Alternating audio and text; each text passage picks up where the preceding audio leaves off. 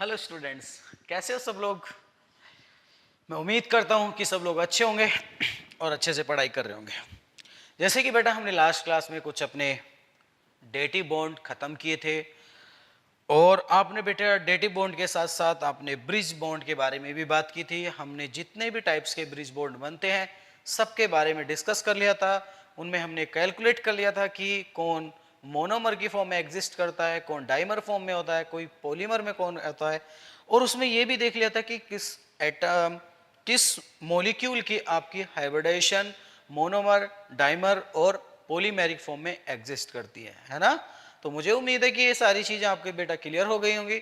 आज हम एक नया टॉपिक स्टार्ट करेंगे जिसका नाम है मॉलिक्यूलर ऑर्बिटल थ्योरी। क्या है बेटा जिसका नाम? Molecular orbital theory.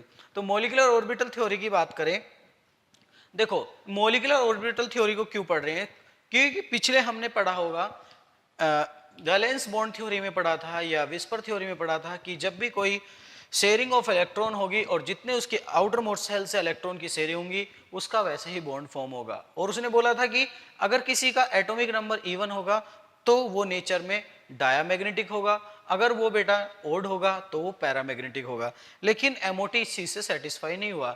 एमओटी ने बोला जिसके पास नंबर ऑफ अनपेड इलेक्ट्रॉन होंगे वही आपका क्या होगा, पैरामैग्नेटिक होगा, और जो अनपेड इलेक्ट्रॉन नहीं रखेगा ऑर्बिटल के अंदर वो क्या होगा, आपका डायामैग्नेटिक होगा, है ना। तो ऑक्सीजन की बात करें तो ऑक्सीजन पे आके बात अटक गई थी कि ऑक्सीजन नेचर में कैसा है, इवन एटॉमिक नंबर वाला एटम है। लेकिन जैसे ही उसको बात करा जाए अकॉर्डिंग टू वीबीटी थ्योरी, तो उन्होंने बोला कि उसका जो एटॉमिक नंबर इवन होने के कारण वो पैरामैग्नेटिक नेचर शो करेगा।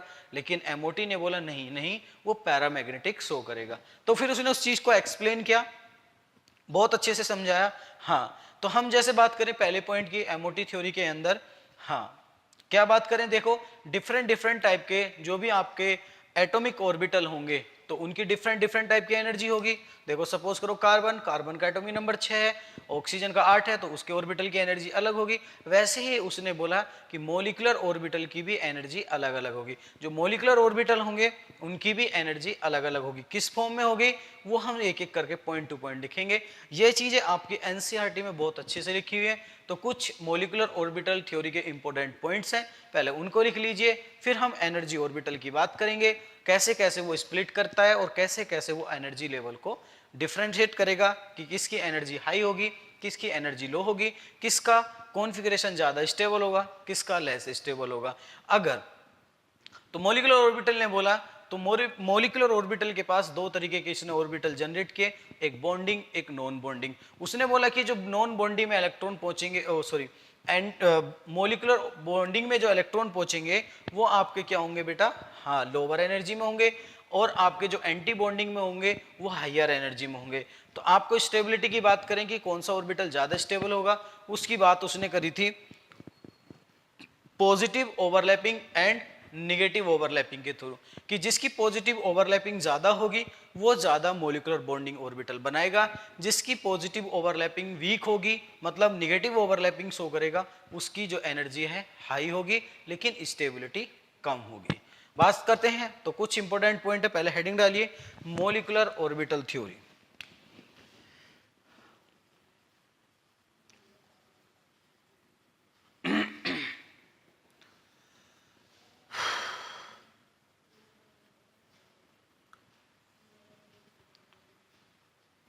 ठीक है, तो लिख लो इसको शॉर्ट फॉर्म में एमओटी भी बोलते हैं बेटा। क्या बोलते हैं? एमओटी। तो लिख लो इसमें इंपॉर्टेंट पॉइंट्स ऑफ एमओटी।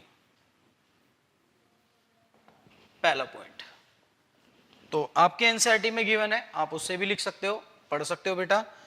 और जैसे मेरे पास बुक है और मैं आपको लिखा रहा हूं, आप लिख लीजिए। पहला पॉइंट की अगर मैं बात करूं, देखो लिख लो बेटा लिखो पहला पॉइंट लिखिए इसमें, like an atom has atomic orbitals। जो एटम्स होंगे आपके क्या रखेंगे बेटा, वो एटॉमिक ऑर्बिटल एट डिफरेंट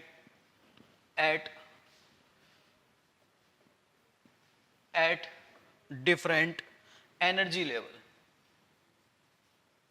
किस में रखेंगे बेटा, डिफरेंट एनर्जी लेवल में, है ना। लाइक ए molecules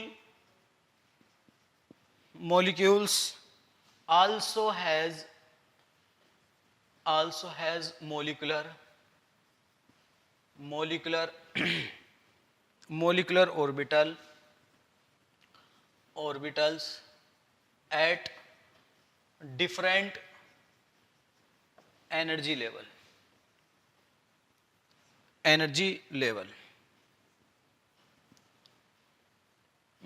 बन जा भैया, लेवल्स। बात समझ में आ रही बेटा, फुल स्टॉप। मतलब उसने बोला है कि जिसके पास एटॉमिक ऑर्बिटल होंगे उसके पास डिफरेंट टाइप के एटॉमिक एनर्जी लेवल बनेंगे, जिसके पास बेटा आपके डिफरेंट टाइप के, हाँ वैसे मॉलिक्यूल होंगे तो उनके क्या बनेंगे, मॉलिक्यूलर ऑर्बिटल बनेंगे।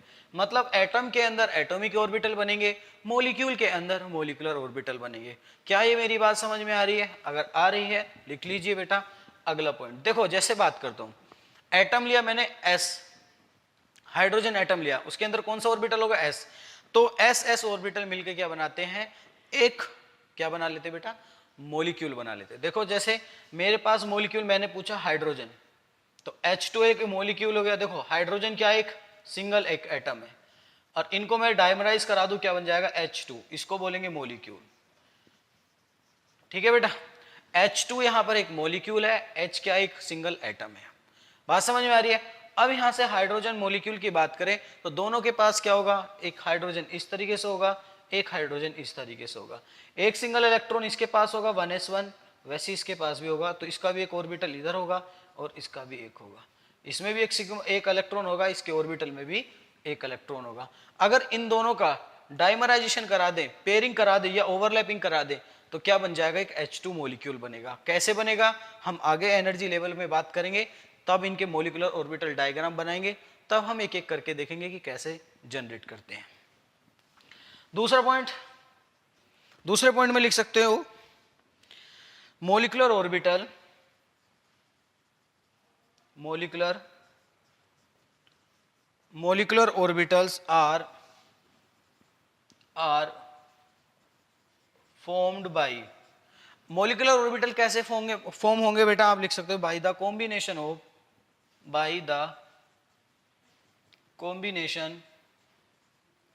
of atomic orbital। जब उनमें बेटा एटॉमिक ऑर्बिटल का कॉम्बिनेशन होगा तो क्या बनेगा, एक मॉलिक्यूल बनेगा। जैसे हाइड्रोजन, हाइड्रोजन के दो एटम ले लिए, इन दोनों का मैं अगर कॉम्बिनेशन करा दूं, क्या बनेगा आपका, एक मॉलिक्यूल बनेगा, जिसको मैं बोलूंगा H, इसका भी एक ऑर्बिटल, और दूसरा H, इसका भी एक ऑर्बिटल। इन दोनों का कॉम्बिनेशन करा दूं, क्या बन जाएगा, H2 मॉलिक्यूल, और H2 मॉलिक्यूल से बनेगा molecular orbital, molecule. Point number 2। Point number 3 की बात करें बेटा, देखो पॉइंट नंबर 3 की बात करते हैं। अगर मेरे पास, हाँ, अब वो कैसे डिफरेंशिएट करेगा अपने मॉलिक्यूलर ऑर्बिटल को, हायर एनर्जी में, लोअर एनर्जी में, उनका क्या नाम होगा, लिख सकते हो बेटा अगला पॉइंट, मॉलिक्यूलर ऑर्बिटल, MOS बोल सकते हो, molecular orbitals formed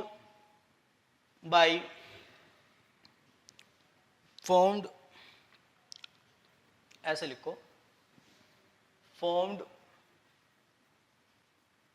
are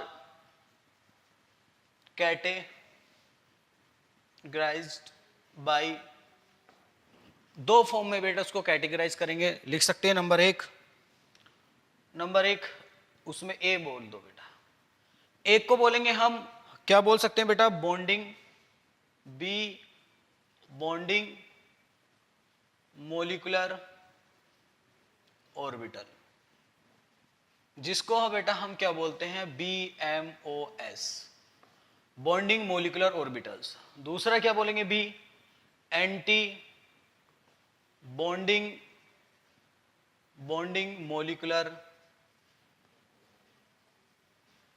orbitals जिनका नाम होता है AMOS, सॉरी ABMOS। ठीक है, इस तरीके से इनको कैटेगराइज करेंगे।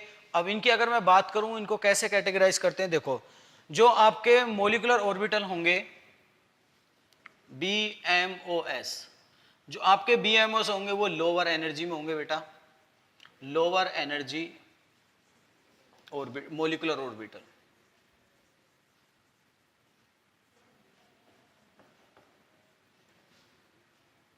ठीक है, और क्या होंगे, लेस स्टेबल होंगे। क्या होंगे वो आपके लेस स्टेबल। अगले की पॉइंट की बात करूं जो आपके बेटा ABMOS किसमें होंगे बेटा, ये हायर एनर्जी मोलिकुलर ऑर्बिटल्स। तो क्या होंगे, ये मोर स्टेबल होंगे। ठीक है, कैसे होंगे, देखो ये जो मोलिकुलर ऑर्बिटल बनेंगे कॉम्बिनेशन ऑफ एटॉमिक ऑर्बिटल से। जो कॉम्बिनेशन होगा आपका एटॉमिक ऑर्बिटल का, उनसे क्या बनेगा, एक मोलिकुलर ऑर्बिटल बनेगा, और वो दो फॉर्म में कैटेगराइज होगा, दो डिफरेंट एनर्जी लेवल में कैटेगराइज होगा। एक होगा BMOS में, एक होगा ABMOS में, मतलब बॉन्डिंग में और नॉन एंटी बॉन्डिंग में। ठीक है, तो कुछ इस तरीके से मान के चलो मेरे पास कोई एटॉमिक ऑर्बिटल A है और यहाँ पर कोई एटॉमिक ऑर्बिटल B है। तो एक ऑर्बिटल होगा जो स्प्लिट होकर नीचे चला शिफ्ट हो जाएगा, इसको बोलेंगे बॉन्डिंग, और जो ऊपर चला जाएगा उसको बोलेंगे एंटी बॉन्डिंग। इनको बोलते हैं बेटा BMOS, इनको बोलते हैं ABMOS। बात समझ में आ रही है। ये ऑर्बिटल किस में होंगे, हायर एनर्जी में होंगे, ये किस में होंगे, आपके लोअर एनर्जी में। क्या मेरी बात समझ में आ रही बेटा, हाँ। ये वाली एनर्जी जो होगी एक बैरियर एनर्जी होगी, है ना, यहाँ पे बैरियर एनर्जी होगी, जो उससे नीचे चले गए वो लोअर एनर्जी में, जो उससे ऊपर आ गए वो हायर एनर्जी में। क्या मेरी बात समझ में आ रही है। अगर मेरी बात यहाँ तक समझ में आ गई है, इसको बेटा नोट कर लीजिए, फिर आगे बढ़ते हैं। अब इनका हम देखेंगे कि मोलिकुलर ऑर्बिटल उनका साइज, शेप और एनर्जी को कैसे एक्सप्लेन करता है। तो मैं इधर का रफ कर देता हूं, आप उधर का नोट कर लीजिए। Point number 4,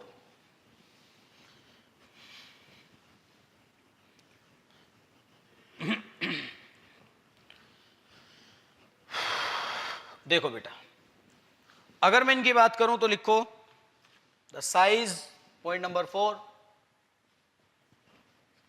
size,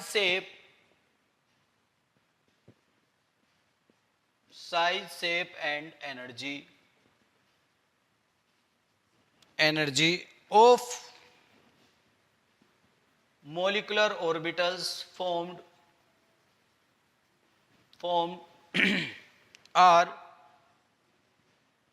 different depending upon the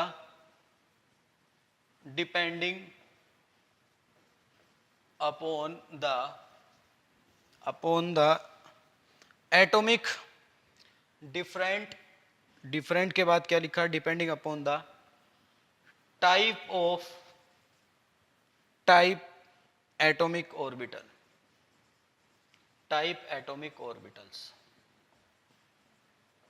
orbitals. उसके बाद लिखेंगे पार्टिसिपेटिंग, जो डिफरेंट टाइप के ऑर्बिटल उसके अंदर पार्टिसिपेट करेंगे। अगला पॉइंट लिखेंगे वो उसके ऊपर डिपेंड करेगा, वही बताएगा उसका मॉलिक्यूल साइज, शेप क्या होगी, सब कुछ वही एक्सप्लेन करेगा बेटा।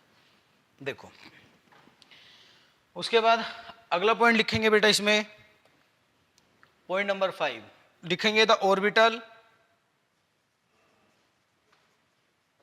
Orbitals of same symmetry combine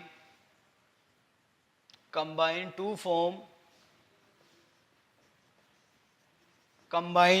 form molecular orbital। बेटा जिनकी सेम एनर्जी होगी वो किसके ऑर्बिटल में फॉर्म होंगे, एक मोलिकुलर ऑर्बिटल में। जिनकी सेम एनर्जी होगी वो एक सेम टाइप का ऑर्बिटल बनाएंगे, जिनकी डिफरेंट टाइप की होगी वो डिफरेंट टाइप की एनर्जी के साथ सेम ऑर्बिटल बनाएंगे, मोलिकुलर ऑर्बिटल। ठीक है, पॉइंट नंबर 5 हो गया। पॉइंट नंबर देखो, जैसे कि मैं बात करूं कि मेरे पास कोई ऑर्बिटल है, जैसे कि मैं p ऑर्बिटल लेके चलता हूं, एस तो स्फेरिकल होता है, उसको किसी भी एक्सिस पे रख लो कोई फर्क नहीं पड़ता। लेकिन अगर मैं बात करता हूं सिर्फ और सिर्फ p ऑर्बिटल की, तो px के साथ ही ओवरलैपिंग करेगा, मतलब उनके साथ मोलिकुलर ऑर्बिटल बनाएगा। pz के साथ बनाएगा और आपका py के साथ बनाएगा। ठीक है, तो आप लिख सकते हो यहां पर, तो लिख सकते हो अगर मैं pz एग्जांपल के थ्रू समझिए, that is 2pz orbital will combine,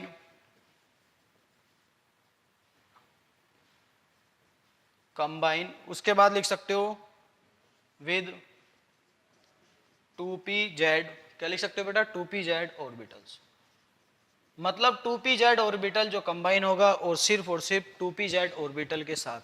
ठीक है ना, आगे चाहे लिख लो जो आपको अच्छा लगे, है ना। देखो एटॉमिक ऑर्बिटल में जब हमने बात करी थी वैलेंस बॉन्ड थ्योरी में और विस्पर थ्योरी में ओवरलैपिंग की बात की थी, तो उसमें हमने ओवरलैपिंग जैसे एस ऑर्बिटल की ओवरलैपिंग कराई थी। तो उसमें बताया था कि जो मैक्सिमम इलेक्ट्रॉन क्लाउड आता है कहाँ आता है, एटम के बीच में आ जाता है ना। जैसे मैंने बोला एस ऑर्बिटल लिया, एग्जाम्पल लिया मैंने, जैसे एस ऑर्बिटल लिया, यहाँ उसका न्यूक्लियस होगा और इसका चारों तरफ क्या होगा, इलेक्ट्रॉन क्लाउड होगा, क्योंकि इसके जो सेल है बेटा, इसके आउटर सेल में क्या होगा, मैक्सिमम इलेक्ट्रॉन जो फाइंडिंग प्रोबेबिलिटी होगी वो ज्यादा होगी। वैसे ही मैंने दूसरा ऑर्बिटल लिया एस, यहां भी उसका मैक्सिमम इलेक्ट्रॉन क्लाउड होगा, सेंटर में क्या होगा, न्यूक्लियस। तो जब मैंने ओवरलैपिंग करनी सिखाई थी तो इस तरीके से आपका क्लाउड आ जाता था, ना बीच में दोनों के, ये इस तरीके से। ये इलेक्ट्रॉन क्लाउड मैक्सिमम कहां मिलेगा, दो एटम्स के न्यूक्लियस के बीच में मिलेगा, है ना। लेकिन अगर हम मोलिकुलर ऑर्बिटल की बात करते हैं तो मोलिकुलर ऑर्बिटल में कुछ अलग मिलता है, देखने के लिए मिलता सेम इसी की तरह है, वो भी मैक्सिमम कहां मिलेगा, इसमें। तो इसमें भी सेम टाइप का मिलता है, उसमें भी सेम टाइप का मिलता है, लेकिन अलग अलग डिफरेंस क्या था दोनों के बीच में, उनके बीच में ओवरलैपिंग हो रही थी। कैसे, कुछ इस तरीके से आपने देखा होगा, इस तरीके से, और तब आप बता रहे थे कि वहां पे कैसा बॉन्ड फॉर्म होगा, सिग्मा बॉन्ड। तो इसमें जो मैक्सिमम इलेक्ट्रॉन क्लाउड मिलेगा मोलिकुलर ऑर्बिटल में, दोनों ऑर्बिटल के बीच में, दोनों न्यूक्लियस के बीच में मैक्सिमम इलेक्ट्रॉन क्लाउड मिलेगा, क्योंकि ये वाला न्यूक्लियस इसके इलेक्ट्रॉन पुल करेगा, ये वाला न्यूक्लियस इसके इलेक्ट्रॉन पुल करेगा। जब करेगा तो जो मैक्सिमम इलेक्ट्रॉन क्लाउड होगा दोनों ऑर्बिटल के बीच में होगा, और उसको क्या बोला जाएगा, मोलिकुलर ऑर्बिटल। इनको क्या बोला जाएगा, एटॉमिक ऑर्बिटल, इसको क्या बोला जाएगा, मोलिकुलर ऑर्बिटल। क्यों बेटा, अभी दोनों आपस में क्या हो गए, मर्ज हो चुके हैं, एक मोलिक्यूल की फॉर्म में बन चुके हैं। तो लिख सकते हो बेटा, यहाँ पे, यहां पर आप लिखना चाहो तो लिख सकते हो, इसमें इस पॉइंट में ये क्या हो गया आपका, मोलिकुलर ऑर्बिटल, क्योंकि मोलिक्यूल बन गया होगा, और ये आपका न्यूक्लियस होगा, इस तरीके से बना सकते हो। मैक्सिमम इलेक्ट्रॉन क्लाउड कहाँ है, बीच में। तो लिख सकते हो इन molecular orbitals electron cloud, in electron cloud is under influence of two nuclei. ठीक है बेटा, और यहां पर क्या होगा, जो आपका इलेक्ट्रॉन क्लाउड होगा दो एटम्स के बीच में होगा, एटॉमिक ऑर्बिटल के बीच में होगा, है ना। लेकिन यहां पर दोनों के अलग अलग न्यूक्लियाई होंगे। बात समझ में आ रही बेटा। देखो यहां पर अपना पर्टिकुलर एक एटम का, ये जैसे एक एटम है, इसका खुद का इलेक्ट्रॉन क्लाउड मैक्सिमम का होगा, एक न्यूक्लियस के पास होगा, इसका भी एक न्यूक्लियस के पास होगा। लेकिन जब दोनों मर्ज हो जाएंगे तो फिर क्या हो जाएगा, दो न्यूक्लियाई के बीच में।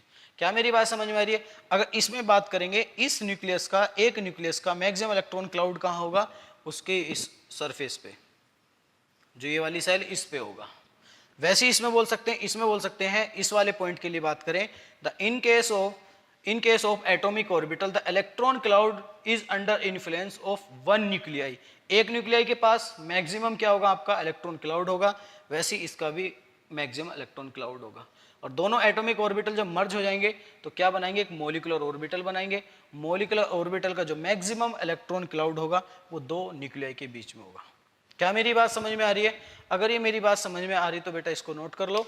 आगे बढ़ते हैं, रफ करते हैं, फिर इसमें मोलिकुलर ऑर्बिटल को देखते हैं कंडीशन के अकॉर्डिंग कि क्या क्या कंडीशन चाहिए मोलिकुलर ऑर्बिटल को बनाने के लिए, उनकी फॉर्मेशन करने के लिए। आप उसको नोट करिए, मैं इसको रफ कर देता हूं। देखो बेटा, अगर मैं बात करूं, एक हेडिंग बना के लिख लेते हैं, उसके बाद बात करते हैं।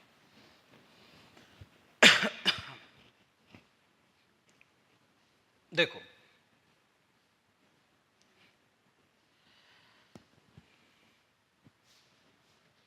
उसके बाद आप लिखो बेटा formation of molecular orbitals. Heading बना के लिख लो, ये मेन पॉइंट थे बेटा। पॉइंट तो बहुत सारे हैं और भी, लेकिन जो हमारे मेन पॉइंट थे, ये 5 पॉइंट है, इनको याद रख लेना, बस कहानी शुरू हो जाएगी आपकी। Molecular formation of molecular orbitals, कैसे उनकी फॉर्मेशन होगी मोलिकुलर ऑर्बिटल्स की। अगर मैं बात करूं बेटा फॉर्मेशन ऑफ मोलिकुलर ऑर्बिटल, तो आपने एक थ्योरी का नाम सुना होगा, शायद नहीं सुना हो, चलो कोई बात नहीं। एक थ्योरी आती है इसमें ही मोलिकुलर ऑर्बिटल के अकॉर्डिंग, उसी के अकॉर्डिंग हमारे जो ऑर्बिटल्स होंगे वो क्या बनाएंगे, मोलिकुलर ऑर्बिटल बनाएंगे। नाम सुना होगा लीनियर कॉम्बिनेशन एटॉमिक थ्योरी, है ना। तो उनका लीनियर कॉम्बिनेशन होना चाहिए।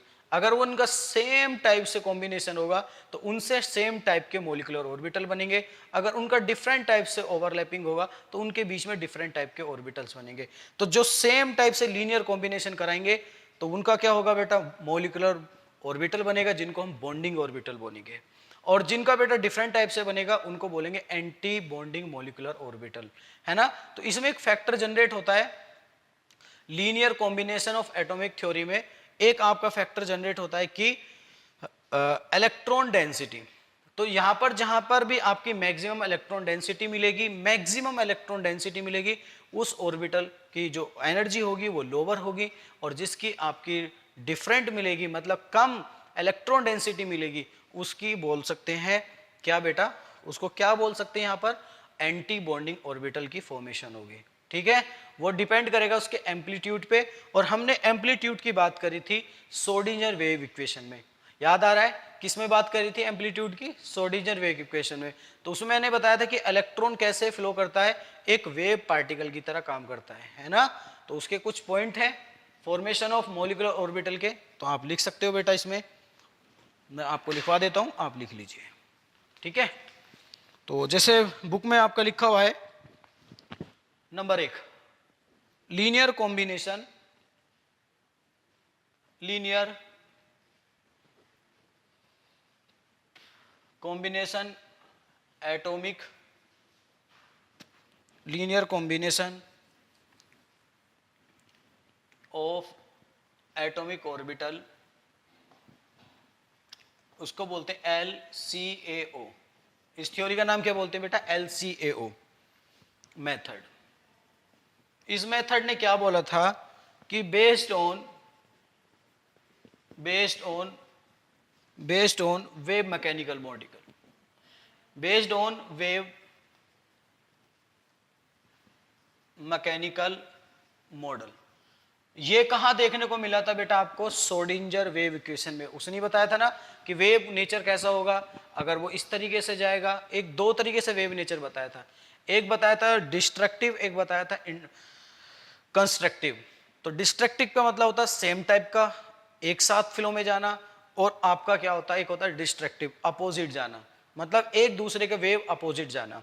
अगर सेम टाइप से जाएगा तो वहां पर आपकी इलेक्ट्रॉन डेंसिटी इंक्रीज होगी, तो वहां पर आपके जो ऑर्बिटल फॉर्मेशन होगा मोलिकुलर ऑर्बिटल फॉर्मेशन होगा, जिसका नाम बॉन्डिंग मोलिकुलर ऑर्बिटल दिया जाएगा, है ना।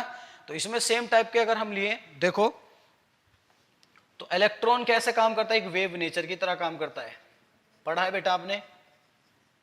इलेक्ट्रॉन का क्या होता है, एक वेव नेचर होता है। जिस तरीके से मैं बात करूं, according to Schrodinger wave equation, wave equation. तो कुछ इस तरीके से जाता है। वेव नेचर यही तो होता है बेटा, इसको जहां तक ये मैक्सिमम पीक जाती है और जो हमारा ये बेटा पॉइंट होगा यहां से यहां तक की जो डिस्टेंस होगी इसको एम्पलीट्यूड बोलते हैं। ठीक है, क्या बोलते हैं बेटा? एम्पलीट्यूड। बात समझ में आ रही है? और इसको डिनोट करते हैं वेव फंक्शन साई से। Where is the psi? क्या आपका बेटा? Wave function. साई क्या है? Wave function. ठीक है, इसको आप नोट करो, मैं इधर कुछ रफ कर देता हूं और आगे बढ़ते हैं बेटा। तो अगर हम इस मेथड के अकॉर्डिंग बात करें,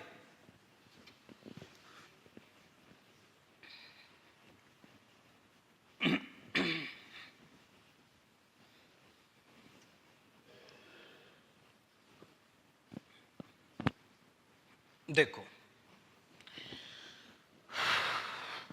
अगर वेव नेचर के अकॉर्डिंग बात करें, according to wave method. Wave method कौन सा बेटा? वेव फंक्शन वाला, साई वाला। तो बात करें इसमें, देखो मोलिकुलर ऑर्बिटल लिख सकते हो, molecular orbital are formed by, किसके थ्रू फॉर्म होंगे बेटा? हाँ, formed by the linear combination, by the linear atomic linear combination of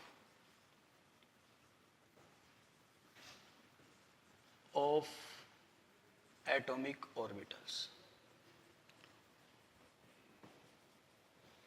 देखो अब यहां पर बेटा मैं दो तरीके के एटम लेके चलता हूं। मैंने मान लिया, एक मान लिया बेटा आपका, मान लिया ए एटम, एक मान लिया बी एटम। ठीक है, अब इसका जो नेचर होगा वो होगा आपका साई ए, वेव फंक्शन की फॉर्म में इसका होगा साई बी। तो हमारा जो इसमें मोलिकुलर ऑर्बिटल बनेगा साई ए और साई बी का, तो दो तरीके से बनेगा। साई ए बी आपका बनेगा psi A plus psi B. दूसरा क्या बन सकता है? Psi A B psi A minus psi B. देखो सेम टाइप का होगा तो उसमें एडिशन होगा, डिफरेंट टाइप का होगा तो उसमें सबस्ट्रैट होगा। तो मैं इसको ओवरऑल क्या लिख सकता हूं? Psi A B equal to psi A plus minus psi B.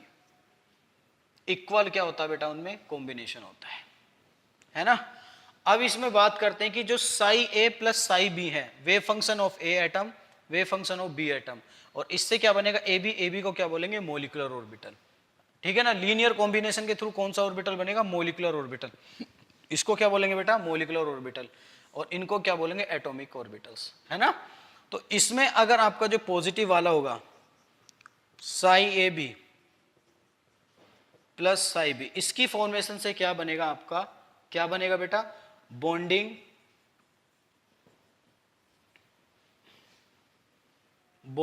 Molecular orbitals. और आपका psi A B psi A minus psi B, इससे क्या बनेगा आपके? इसके लीनियर कॉम्बिनेशन से क्या बनेगा? Anti bonding molecular orbitals. बात समझ में आ रही बेटा? दोनों। और ये कैसे बनेंगे? एक लीनियर कॉम्बिनेशन से बनेंगे। तो इनमें दो तरीके का कॉम्बिनेशन देखने को मिलता है, एक मिलता है बॉन्डिंग वाला और एक मिलता है एंटी बॉन्डिंग वाला।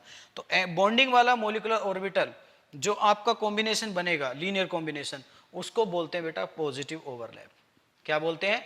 पॉजिटिव ओवरलैप बोलते हैं। जैसे फिजिक्स की भाषा में आपने नाम सुना होगा, फिजिक्स में बहुत अच्छे से पढ़ा होगा, एक होता है नाम डिस्ट्रक्टिव और एक होता है कंस्ट्रक्टिव। तो जो कंस्ट्रक्टिव होगा उसमें बॉन्डिंग मोलिकुलर ऑर्बिटल बनेगा वेव फंक्शन की फॉर्म में, और किसके थ्रू बनता है? लीनियर कॉम्बिनेशन से। और आपका जो डिस्ट्रक्टिव होगा उसमें क्या बनेगा? एंटी बॉन्डिंग बनेगा। तो वहां पर आपकी इलेक्ट्रॉन डेंसिटी डिक्रीज हो जाएगी, क्योंकि डेंसिटी क्या होती है? देखो डेंसिटी मास बाई वॉल्यूम। तो डेंसिटी किस पे डिपेंड करेगी? मास पर। तो देखो अगर एडिशन होगा तो मास क्या होगा? दो एटम का मास एडिशन होगा। जब दो एटम का मास एडिशन होगा तो मुझे बताइए इलेक्ट्रॉन डेंसिटी क्या होगी? इंक्रीज होगी, क्योंकि जैसे जैसे मास बढ़ेगा और वैसे वैसे आपकी इलेक्ट्रॉन डेंसिटी भी इंक्रीज होगी। भाई दो ऑर्बिटल मिलेंगे, उनका मास ही तो बढ़ेगा भाई, है ना। तो आपका बॉन्ड क्यों कैसा फॉर्मेशन होगा, बॉन्डिंग। लेकिन अगर यहाँ पर देखो दो ऑर्बिटल का मास आपस में क्या हो जाए, सबस्ट्रैक्ट हो जाए या डिस्ट्रैक्ट हो जाए, अलग अलग हो जाए, तो डेंसिटी भी क्या हो जाएगी, कम। तो वहां पे कैसा ऑर्बिटल की फॉर्मेशन होगी, एंटी बॉन्डिंग मॉलिक्यूलर ऑर्बिटल की फॉर्मेशन होगी।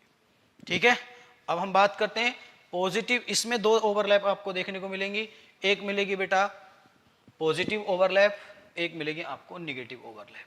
तो पॉजिटिव ओवरलैप कहाँ मिलेगी, बॉन्डिंग ऑर्बिटल्स में, और आपकी निगेटिव ओवरलैप मिलेगी एंटी बॉन्डिंग में।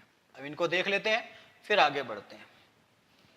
ये सारी चीजें बेटा सिर्फ और सिर्फ समझने के लिए हैं। कहीं से थ्योरेटिकल जो क्वेश्चन पूछ लेता है, स्टेटमेंट पूछ लेता है ना, कि बताइए मॉलिक्यूलर ऑर्बिटल के लिए जो कौन कौन सी स्टेटमेंट सेटिस्फाई करेगा, तो आपको उसके लिए मैंने कुछ पॉइंट्स लिखा है, आपके लिए काफी है, आप उनको बेटा याद कर सकते हो। बाकी पढ़ने हैं तो अपना एनसीईआरटी में है, काफी सारे पॉइंट्स हैं, उसमें से पढ़ सकते हो। देखो बेटा, point number 1 positive overlap.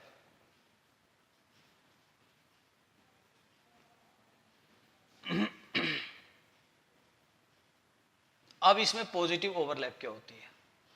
Positive overlap का मतलब ये नहीं है कि उसमें पॉजिटिव पॉजिटिव हो, मतलब सेम टाइप के दोनों ऑर्बिटल होने चाहिए। कैसे होने चाहिए?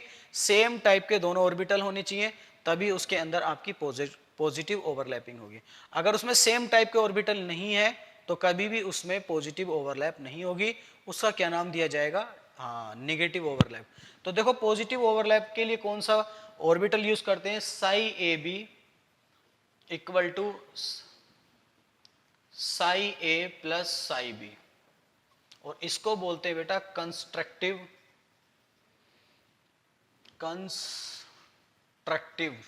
मतलब एडिशन। कंस्ट्रक्टिव का मतलब होता है बेटा एडिशन होना, है ना, कंस्ट्रक्टिव इन्फ्लुएंस। ठीक है, तो देखो ऐसे होगा, मान के चलो अगर आपका ये साई ए है तो इसका कुछ वेव नेचर ऐसा होगा साई ए का, वैसे ही साई बी का नेचर कैसा होगा बेटा? सेम इसी की तरह होगा, कुछ इस तरीके से साई बी का होगा। जब इनका एडिशन होगा तो आपका ये इस तरीके से कंस्ट्रक्टिव ओवरलैपिंग जाएगी। मतलब मान के चलो इसका पॉजिटिव ओवरलैप यहां है, उल्टा बना दिया, ठीक है बेटा, इस तरीके से। तो इसका भी होगा, तो मैक्सिमम इलेक्ट्रॉन क्लाउड कहां मिलेगा? कंस्ट्रक्टिव में आपका ऊपर मिलेगा, यहां पर भी यहां पर भी। तो देखो सारा ओवरलैप, मैक्सिमम इलेक्ट्रॉन क्लाउड कहां मिल रहा है? पॉजिटिव में मिल रहा है। तो इसमें क्या होगा, यहां पर आपकी जो इलेक्ट्रॉन डेंसिटी होगी क्या करेगी? इंक्रीज करेगी, क्योंकि दोनों का एडिशन हो रहा है। इलेक्ट्रॉन डेंसिटी किस पे डिपेंड करेगी? मास के ऊपर। तो यहाँ पे मास का एडिशन हो रहा है। अब जब यहाँ पे बेटा मास का एडिशन होगा तो क्या होगा? हाँ, डेंसिटी इंक्रीज हो जाएगी। दूसरे केस की बात करते हैं बेटा, कंस्ट्रक्टिव, जिसको हम बोलते हैं निगेटिव ओवरलैप।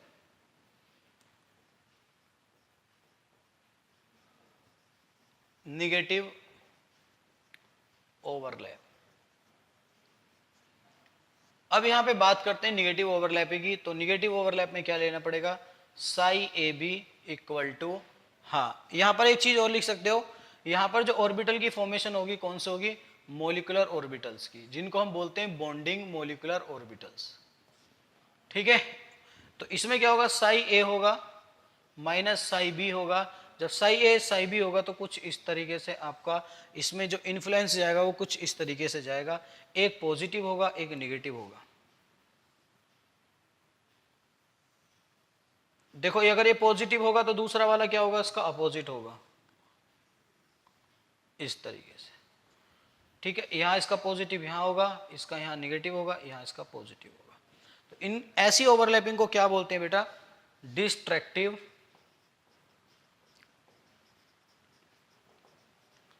इन्फ्लुएंस। ठीक है, और इनके फॉर्मेशन से आपका जो ऑर्बिटल बनेगा वो कुछ इस तरीके से बनेगा, प्लस माइनस, है ना। एक ऑर्बिटल कहां जाएगा? अप जाएगा, एक कहां जाएगा? डाउन जाएगा। और जहां पर ये एक दूसरे को कट करेंगे उसको क्या बोलेंगे, नोडल प्लेन। क्या बोलेंगे बेटा, नोडल प्लेन। ये मैंने सिखाया आपको। जहां पर ये जिस भी एक्सिस पे जहां एक दूसरे को कट करेंगे उसमें क्या बोलेंगे, ओवरलैप। क्या बोलेंगे उसको, नोडल प्लेन। और इससे कौन से ऑर्बिटल की फॉर्मेशन होती है, एंटी बॉन्डिंग मोलिकुलर ऑर्बिटल्स। और यहां पर इलेक्ट्रॉन डेंसिटी क्या होगी आपकी, डिक्रीज होगी। दैट मीन्स एंटी बॉन्डिंग, कैसी बॉन्डिंग होगी यहाँ पे, एंटी बॉन्डिंग मोलिकुलर ऑर्बिटल की फॉर्मेशन होगी। तो आपको ध्यान रखना है डिस्ट्रक्टिव में क्या होगा, और है ना, तो यहां पर आपकी इलेक्ट्रॉन डेंसिटी क्या होगी, 0 होगी, और यहां पर इलेक्ट्रॉन डेंसिटी आपकी मैक्सिमम होगी। ऐसे याद रख सकते हो। जो डिस्ट्रक्टिव इन्फ्लुएंस का केस आएगा, अकॉर्डिंग टू फिजिक्स की बात करते हैं, तो यहां पर आपकी इलेक्ट्रॉन डेंसिटी 0 कंसीडर करोगे, यहां पर मैक्सिमम कंसीडर करोगे। तो मैक्सिमम इलेक्ट्रॉन डेंसिटी कहां मिल रही है, पॉजिटिव पॉजिटिव ओवरलैप में मिल रही है। तो पॉजिटिव का मतलब यह है कि बेटा, चलो जैसे ऑर्बिटल की बात करेंगे तब मैं आपको और अच्छे से समझा दूंगा। जैसे हम एस पी डी की बात करेंगे तब मैं बता दूंगा कि पॉजिटिव ओवरलैप कैसे होती है और नेगेटिव कैसे होती है। अभी मैंने जस्ट एक एग्जांपल लेके समझाया है। तो देखो, अगर मैं बेटा एस एस ओवरलैप कराऊं, पॉजिटिव एस एस ओवरलैपिंग कराऊं और पॉजिटिव और एक कराऊं नेगेटिव ओवरलैपिंग, देखो तो पहला पॉइंट लिखो बेटा। इसमें अगर मैं आपको बात करूं तो हेडिंग बना के लिख सकते हो, अगर लिखना चाहो तो अच्छा रहेगा। हेडिंग में लिखो टाइप्स ऑफ मोलिकुलर ऑर्बिटल, कितने टाइप्स के मोलिकुलर ऑर्बिटल्स बन सकते हैं। Types of molecular orbitals, number एक में लिया बेटा मैंने एस एस, ठीक है। तो इसमें से दो तरीके की ओवरलैप होगी, एक होगी आपकी पॉजिटिव ओवरलैप जिसमें आपका मोलिकुलर ऑर्बिटल फॉर्मेशन होगा, बॉन्डिंग, और एक होगी नेगेटिव ओवरलैप।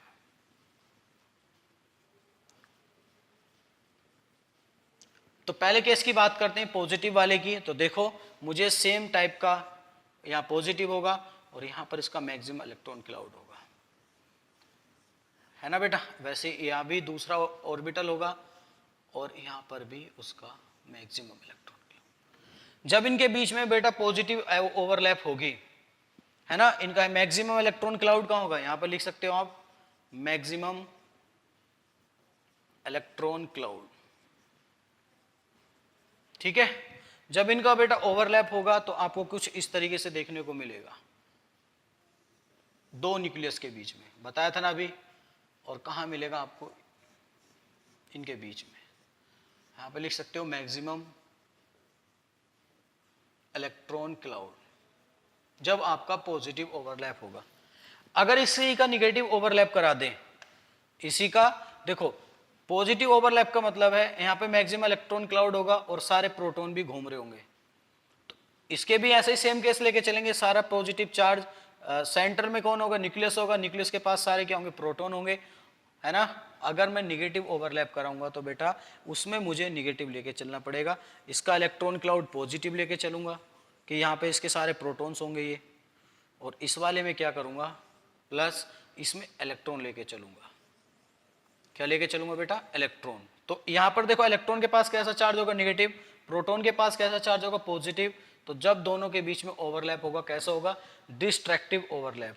तो एक दूसरे का जो क्या बोलते हैं बेटा, इलेक्ट्रॉन क्लाउड है, क्या करेगा, एक दूसरे को रेपल करेगा, मतलब एक दूसरे से दूर चला जाएगा। तो कुछ इस तरीके से आपको देखने को मिलेगा। जब आपकी पॉजिटिव ओवरलैप होगी तो मैक्सिमम इलेक्ट्रॉन क्लाउड कहां जाएगा, बीच में आ जाएगा। लेकिन जब डिस्ट्रक्टिव होगी तो क्या हो जाएंगे बेटा, वो दूर दूर हो जाएंगे। और दूर दूर होंगे किस तरीके से, मान के चलो इसका न्यूक्लियस यहां पे आ गया, तो इसका जो इलेक्ट्रॉन क्लाउड था इस पे, ये इस वाले सेल के ऊपर सरफेस पे, वो कहां चला गया होगा, पीछे चला गया होगा, ये पीछे शिफ्ट हो गया होगा। वैसे ही इसका न्यूक्लियस आएगा और इसका भी पीछे चला जाएगा। और इसको क्या बोलते हैं बेटा, नोडल प्लेन। ये एक्सिस पास करी होगी मैंने कोई, और यहां पर देखो जब मैक्सिमम इलेक्ट्रॉन क्लाउड दो एटम के बीच में आएगा तो उससे बॉन्ड होगा sigma bond form. S S से कौन सा बॉन्ड बनेगा बेटा, सिग्मा बॉन्ड। और यहां पे क्या बनेगा, सिग्मा स्टार। सिग्मा स्टार का मतलब होता है एंटी बॉन्डिंग, एंटी बॉन्डिंग। और यहां पे क्या होगी आपकी बॉन्डिंग, बॉन्डिंग से होगी तो कैसा बॉन्ड बनेगा, सिग्मा। और जब एंटी बॉन्डिंग होगी तो कैसा बनेगा, सिग्मा स्टार। सिग्मा स्टार का मतलब हो गया anti bonding orbital, sigma bond का मतलब हो गया मोलिकुलर ऑर्बिटल। क्या मेरी बात समझ में आ रही है? तो ये तो कुछ एसएस के थे, तो जहां पर बेटा ये एक दूसरे को अलग कर देंगे, क्योंकि यहाँ भी इसका न्यूक्लियस होगा इसका, तो इसके पास क्या मैक्सिमम निगेटिव चार्ज है, इसके पास क्या मैक्सिमम पॉजिटिव चार्ज, तो एक दूसरे से क्या करेंगे, ओवरलैप नहीं कर पाएंगे, आपके अपने आप को क्या कर लेंगे बेटा, डिस्ट्रैक्ट कर लेंगे, अलग अलग कर लेंगे। तो इसका जो इलेक्ट्रॉन क्लाउड यहाँ आना था वो पीछे शिफ्ट हो गया, इसका भी पीछे हो गया, क्योंकि इसके सरफेस पे क्या है, निगेटिव इलेक्ट्रॉन क्लाउड ज्यादा है, इसके पास प्रोटॉन है तो इसका पॉजिटिव ओवरलैप ज्यादा है, मतलब इसके पास प्रोटॉन का ओवरलैप है, इसके पास इलेक्ट्रॉन का ओवरलैप है। तो ये न्यूक्लियस क्या करता है, अपने इलेक्ट्रॉन को अपने पास खींच के रखना चाहता है।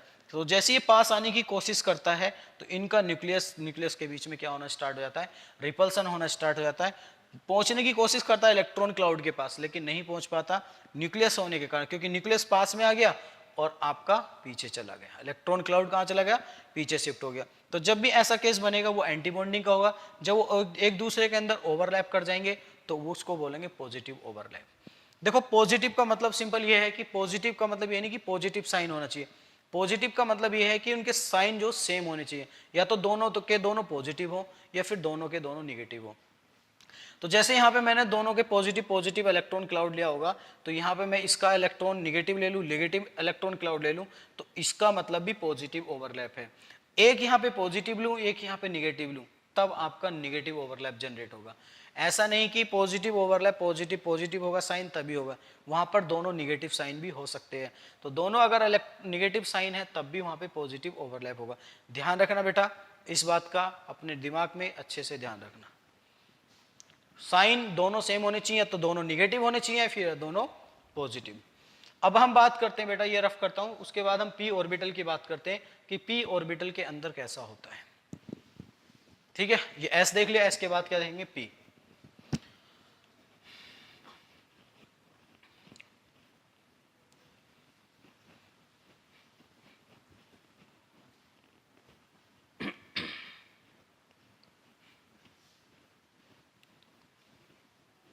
देखो अगर मैं पी ऑर्बिटल की बात करता हूं बेटा,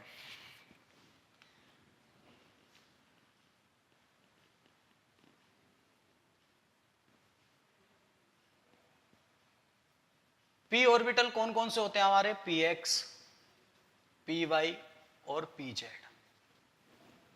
ठीक है, तो मैं देखो पहले ऑर्बिटल लेके चलता हूं, जेड एक्सिस। देखो यहां पे कौन सी एक्सिस डाल रखी है मैंने, जब आपको एक्सिस गिवन ना हो तो कौन सी मान के चलते हैं, जेड, क्योंकि एनसीईआरटी जेड एक्सिस पे ही सारा काम करती है। तो कभी कभी एग्जाम में बोल देता है, एक्सिस को हाइड कर देता है, तो आप कौन सी इंटर न्यूक्लियर एक्सिस मान के चलोगे, जेड। तो पहला केस लिया मैंने बेटा जेड जेड ऑर्बिटल का, P Z and P Z. तो कुछ इस तरीके से बेटा इंटर न्यूक्लियर एक्सिस होगी, और इसी के ऊपर क्या होंगे, आपके पी जेड ऑर्बिटल होंगे।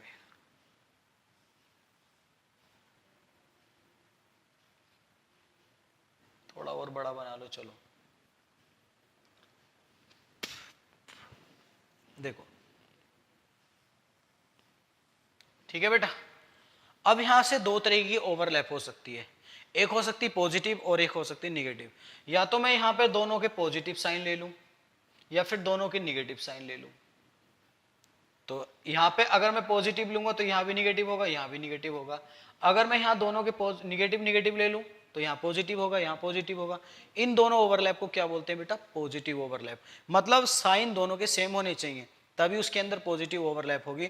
जब ओवरलैप होगी पॉजिटिव तो कुछ इस तरीके से आपका ऑर्बिटल का फॉर्मेशन होगा।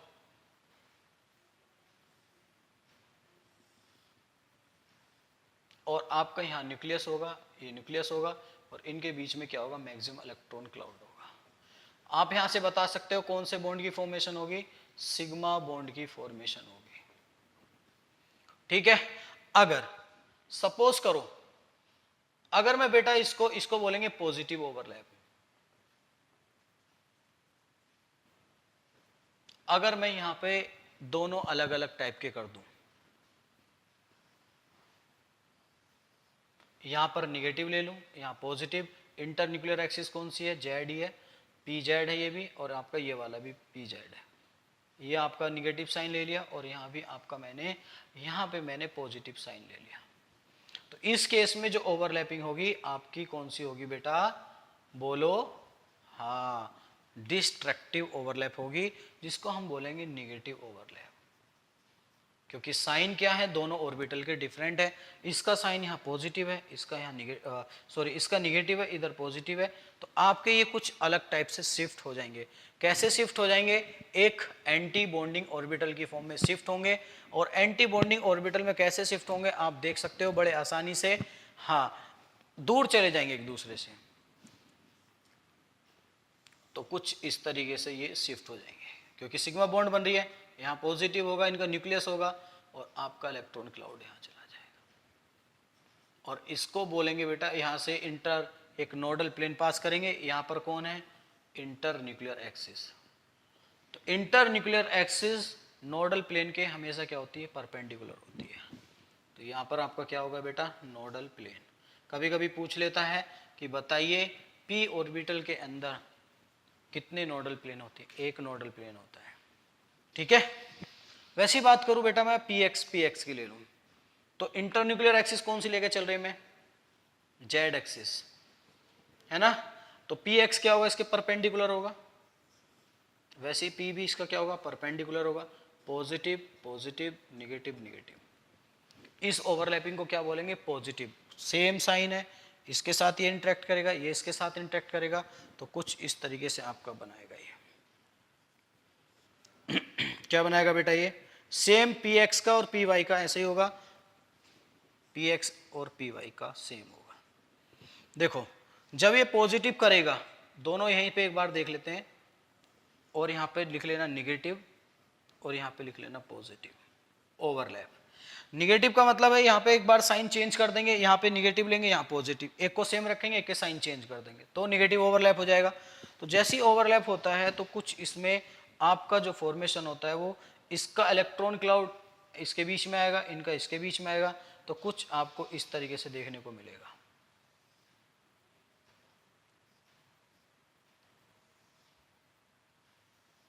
ठीक है बेटा, इस तरीके से।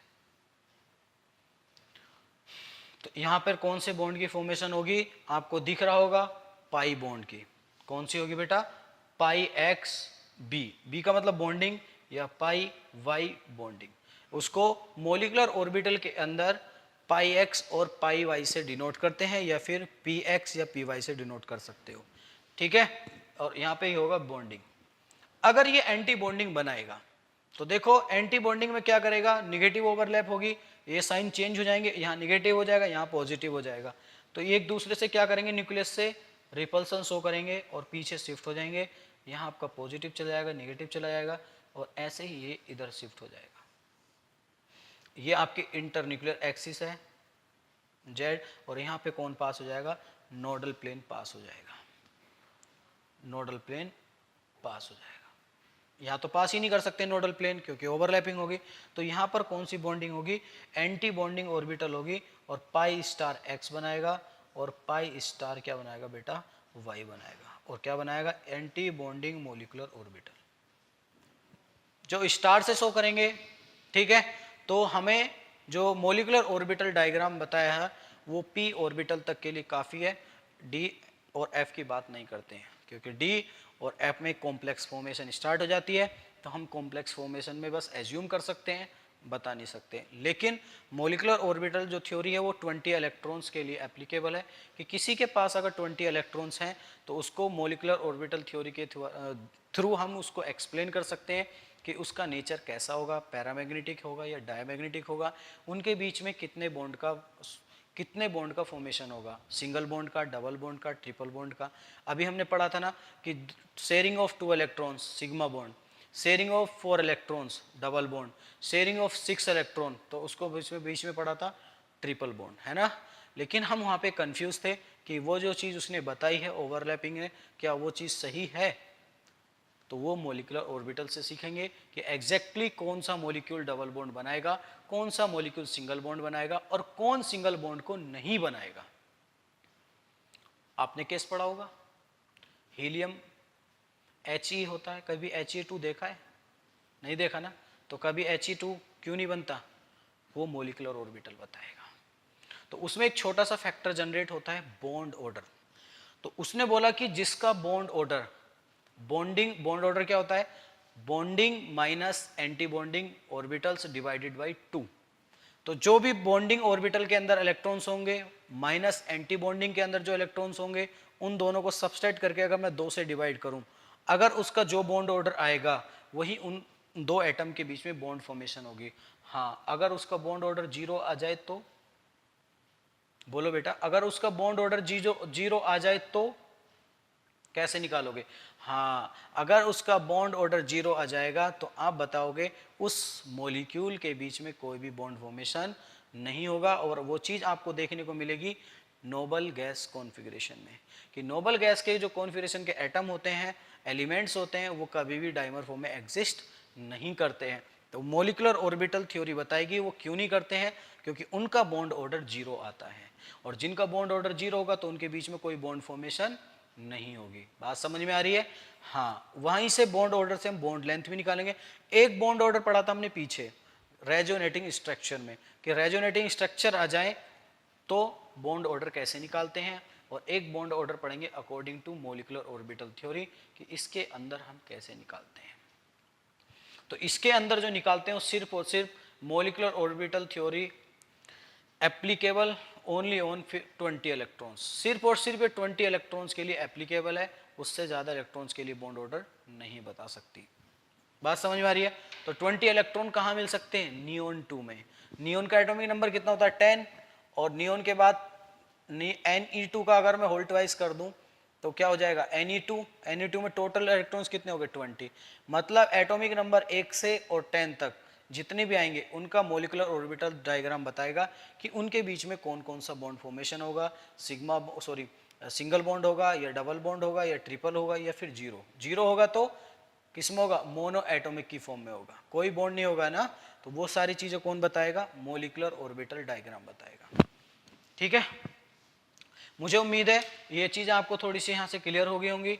तो एक अपन इसको नोट कर लिया होगा आपने। अब आप हेडिंग डालिए एनर्जी लेवल डायग्राम कैसे बनाएंगे। तो एनर्जी लेवल डायग्राम से आपको पता चलेगा कि क्या, कुछ नहीं, उससे पता चलेगा उनके बीच में कौन सा बॉन्ड फॉर्मेशन होगा एक मॉलिक्यूल के बीच में। तो एनर्जी लेवल डायग्राम सीखते हैं कि कैसे बनाते हैं एमओटी के अकॉर्डिंग। बहुत सिंपल थ्योरी बेटा, बस आपका यहाँ से जो मेन क्वेश्चन पूछा जाता है वो पूछा जाता है बॉन्ड ऑर्डर से या बॉन्ड स्ट्रेंथ से या बॉन्ड लेंथ से। तो यहाँ पर आप दूसरा बॉन्ड ऑर्डर का फॉर्मूला सीखोगे according to molecular orbital theory.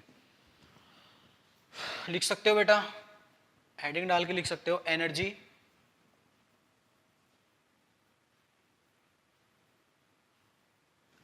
Level diagram, energy level diagram of different molecular orbital.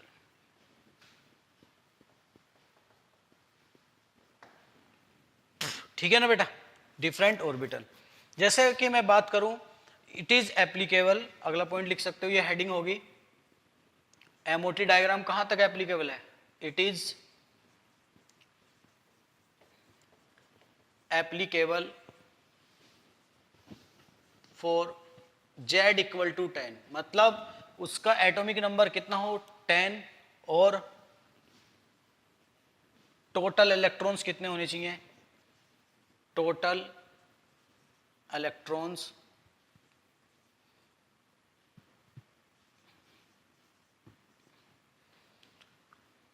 It is applicable for Z equal to 10 और 20 इलेक्ट्रॉन्स, 20 इलेक्ट्रॉन्स ऐसे लिख लो। ठीक है ना? तो Z इक्वल टू 10 कौन होगा? नियोन होगा, और नियोन का एटॉमिक नंबर 10 होगा। तो उसका अगर मैं डाइमराइज करा दूं Ne2 बन जाएगा, और Ne2 में एक नियोन में कितने इलेक्ट्रॉन होते हैं? 10, तो दो में कितने हो जाएंगे? 20। ठीक है बेटा, अब देखो तो मैं बात करता हूं कि एनर्जी डायग्राम कैसे बनता है। मैं एक एनर्जी डायग्राम आपको बना के दिखा देता हूं और उसको नोट कर लेना, फिर हम एक एक करके डिस्कस करेंगे, एक एक चीज को डिस्कस करेंगे।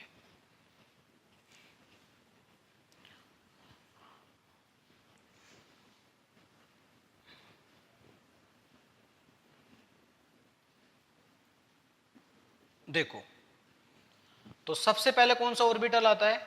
अगर मैं z इक्वल टू 1 लेता हूँ, 1s फिर 2s फिर 2p, बात समझ में आ रही है?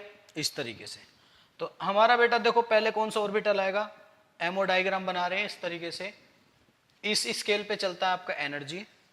वैसे इसमें भी दो केस बनते हैं मोलिकुलर ऑर्बिटल में, पर मैं अभी वो केस अभी नहीं बता रहा हूँ आपको, जस्ट अभी मोलिकुलर ऑर्बिटल डायग्राम बता रहा हूँ कि कैसे उसमें इलेक्ट्रॉन फिल होंगे।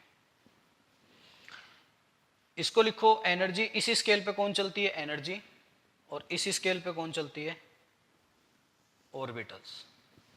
मान के चलो मेरे पास He है, सॉरी H2 हाइड्रोजन, तो उसके दो ऑर्बिटल होंगे 1s1 फिर मैंने ले लिया He2 के बाद दूसरा ऑर्बिटल हीलियम के बाद कौन आता है? हीलियम, सॉरी हाइड्रोजन के बाद कौन आता है?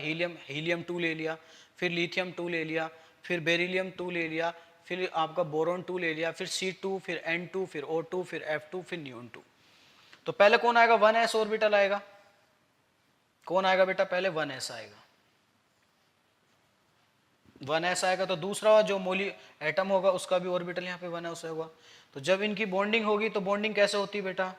कंस्ट्रक्टिव और डिस्ट्रक्टिव, मतलब पॉजिटिव और निगेटिव।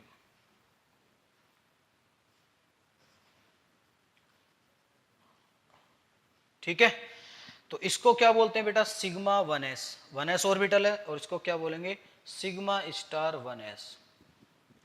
फिर उसके बाद कौन आएगा बेटा? 2s।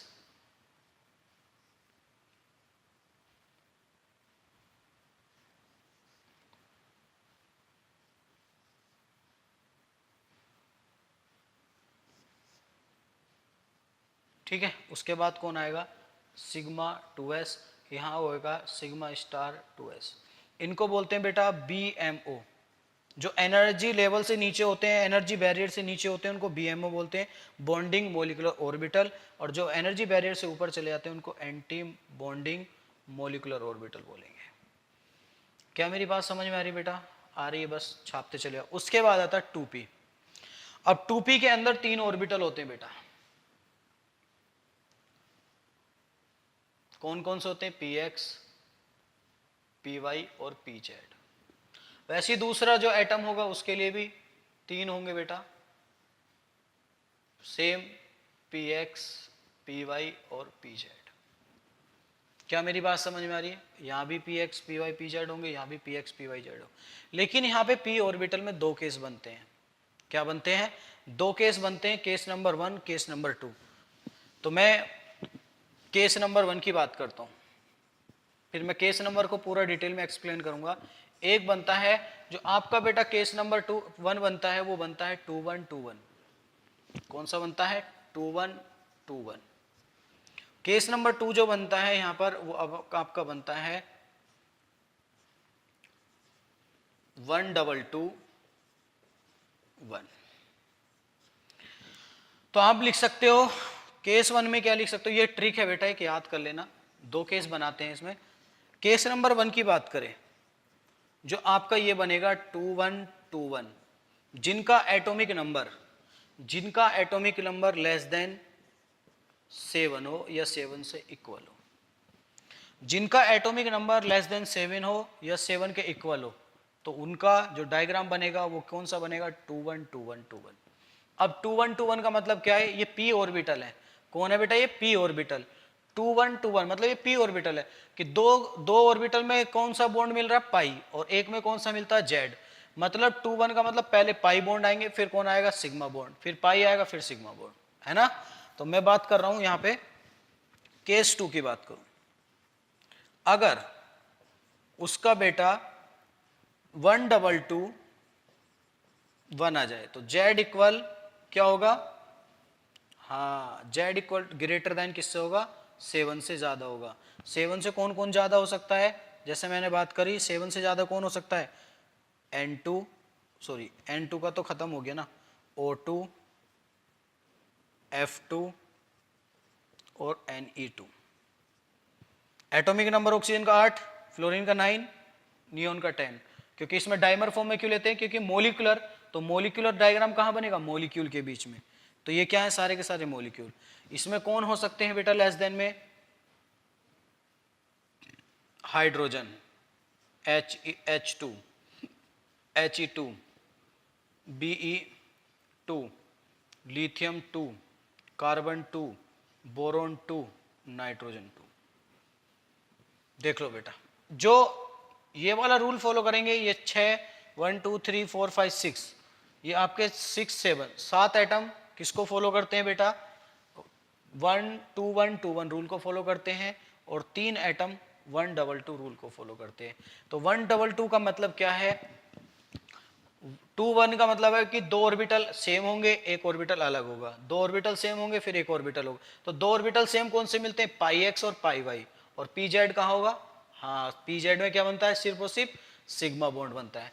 तो मैं पहले बेटा केस 1 की बात करके चल रहा हूं, यहां पर किसकी बात करके चल रहा हूं मैं? केस 1 की। तो केस 1 के लिए आपको डायग्राम हमेशा जो बनाना है वो ये वाला बनाना है। जब मैं केस 2 की बात करूंगा तो आपको दूसरा डायग्राम बनाना है। तो मैं केस 1 की बात कर रहा हूं, तो केस 1 कौन सा रूल फॉलो करेगा?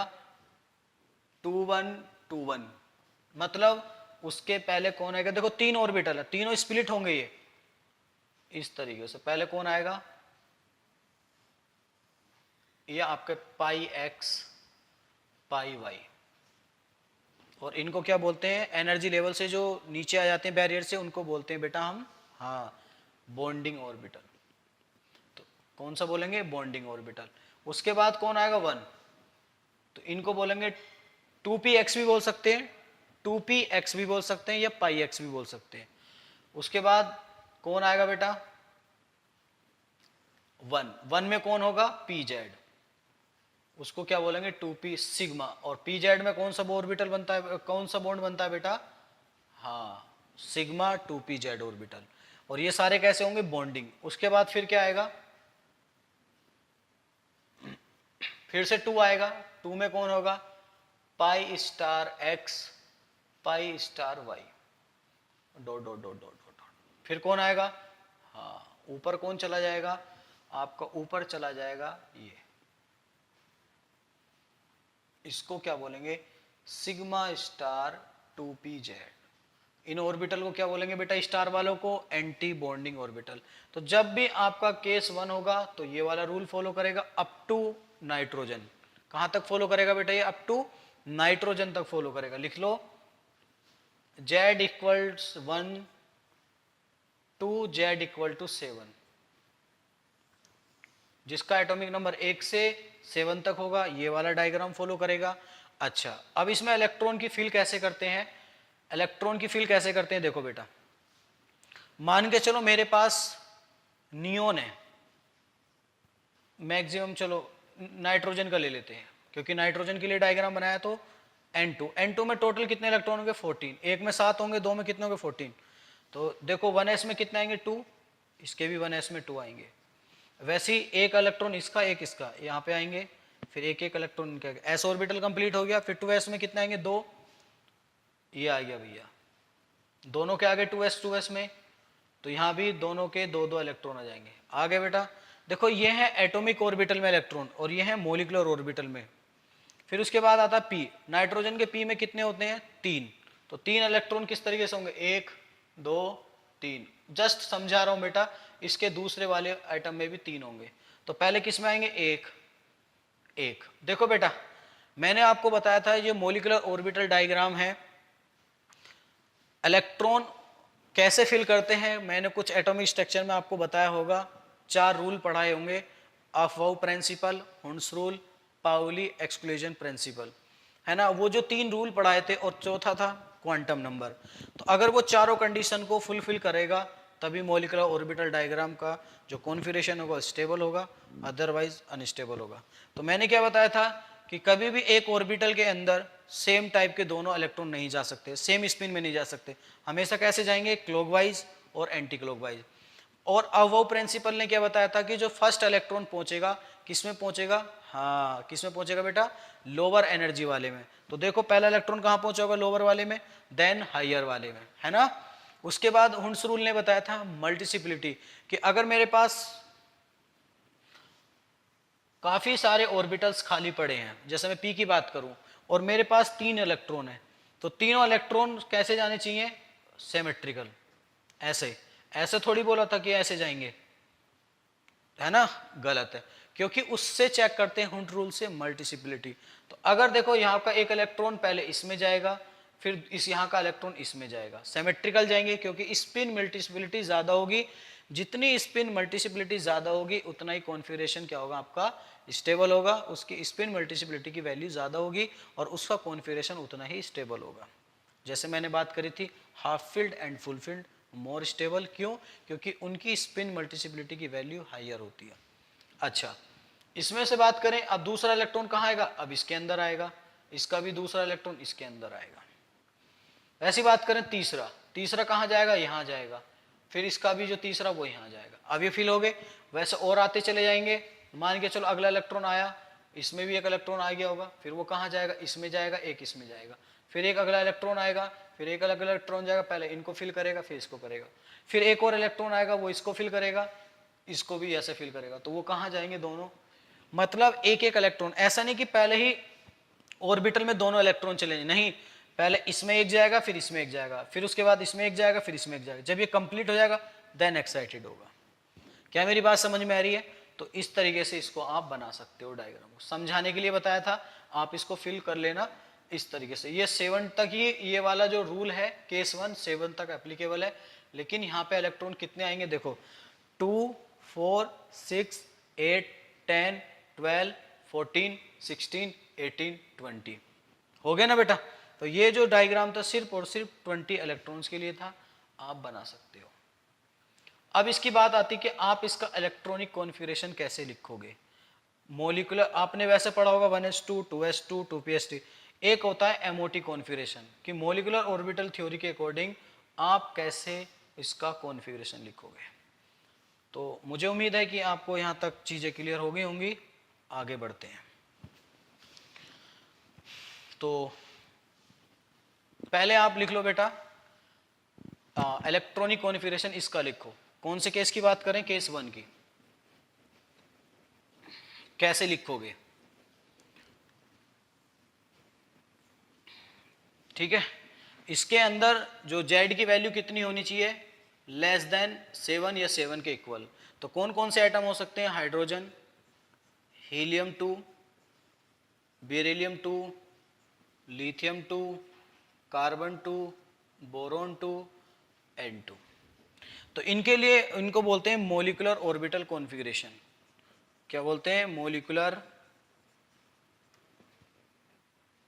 Molecular electronic configuration.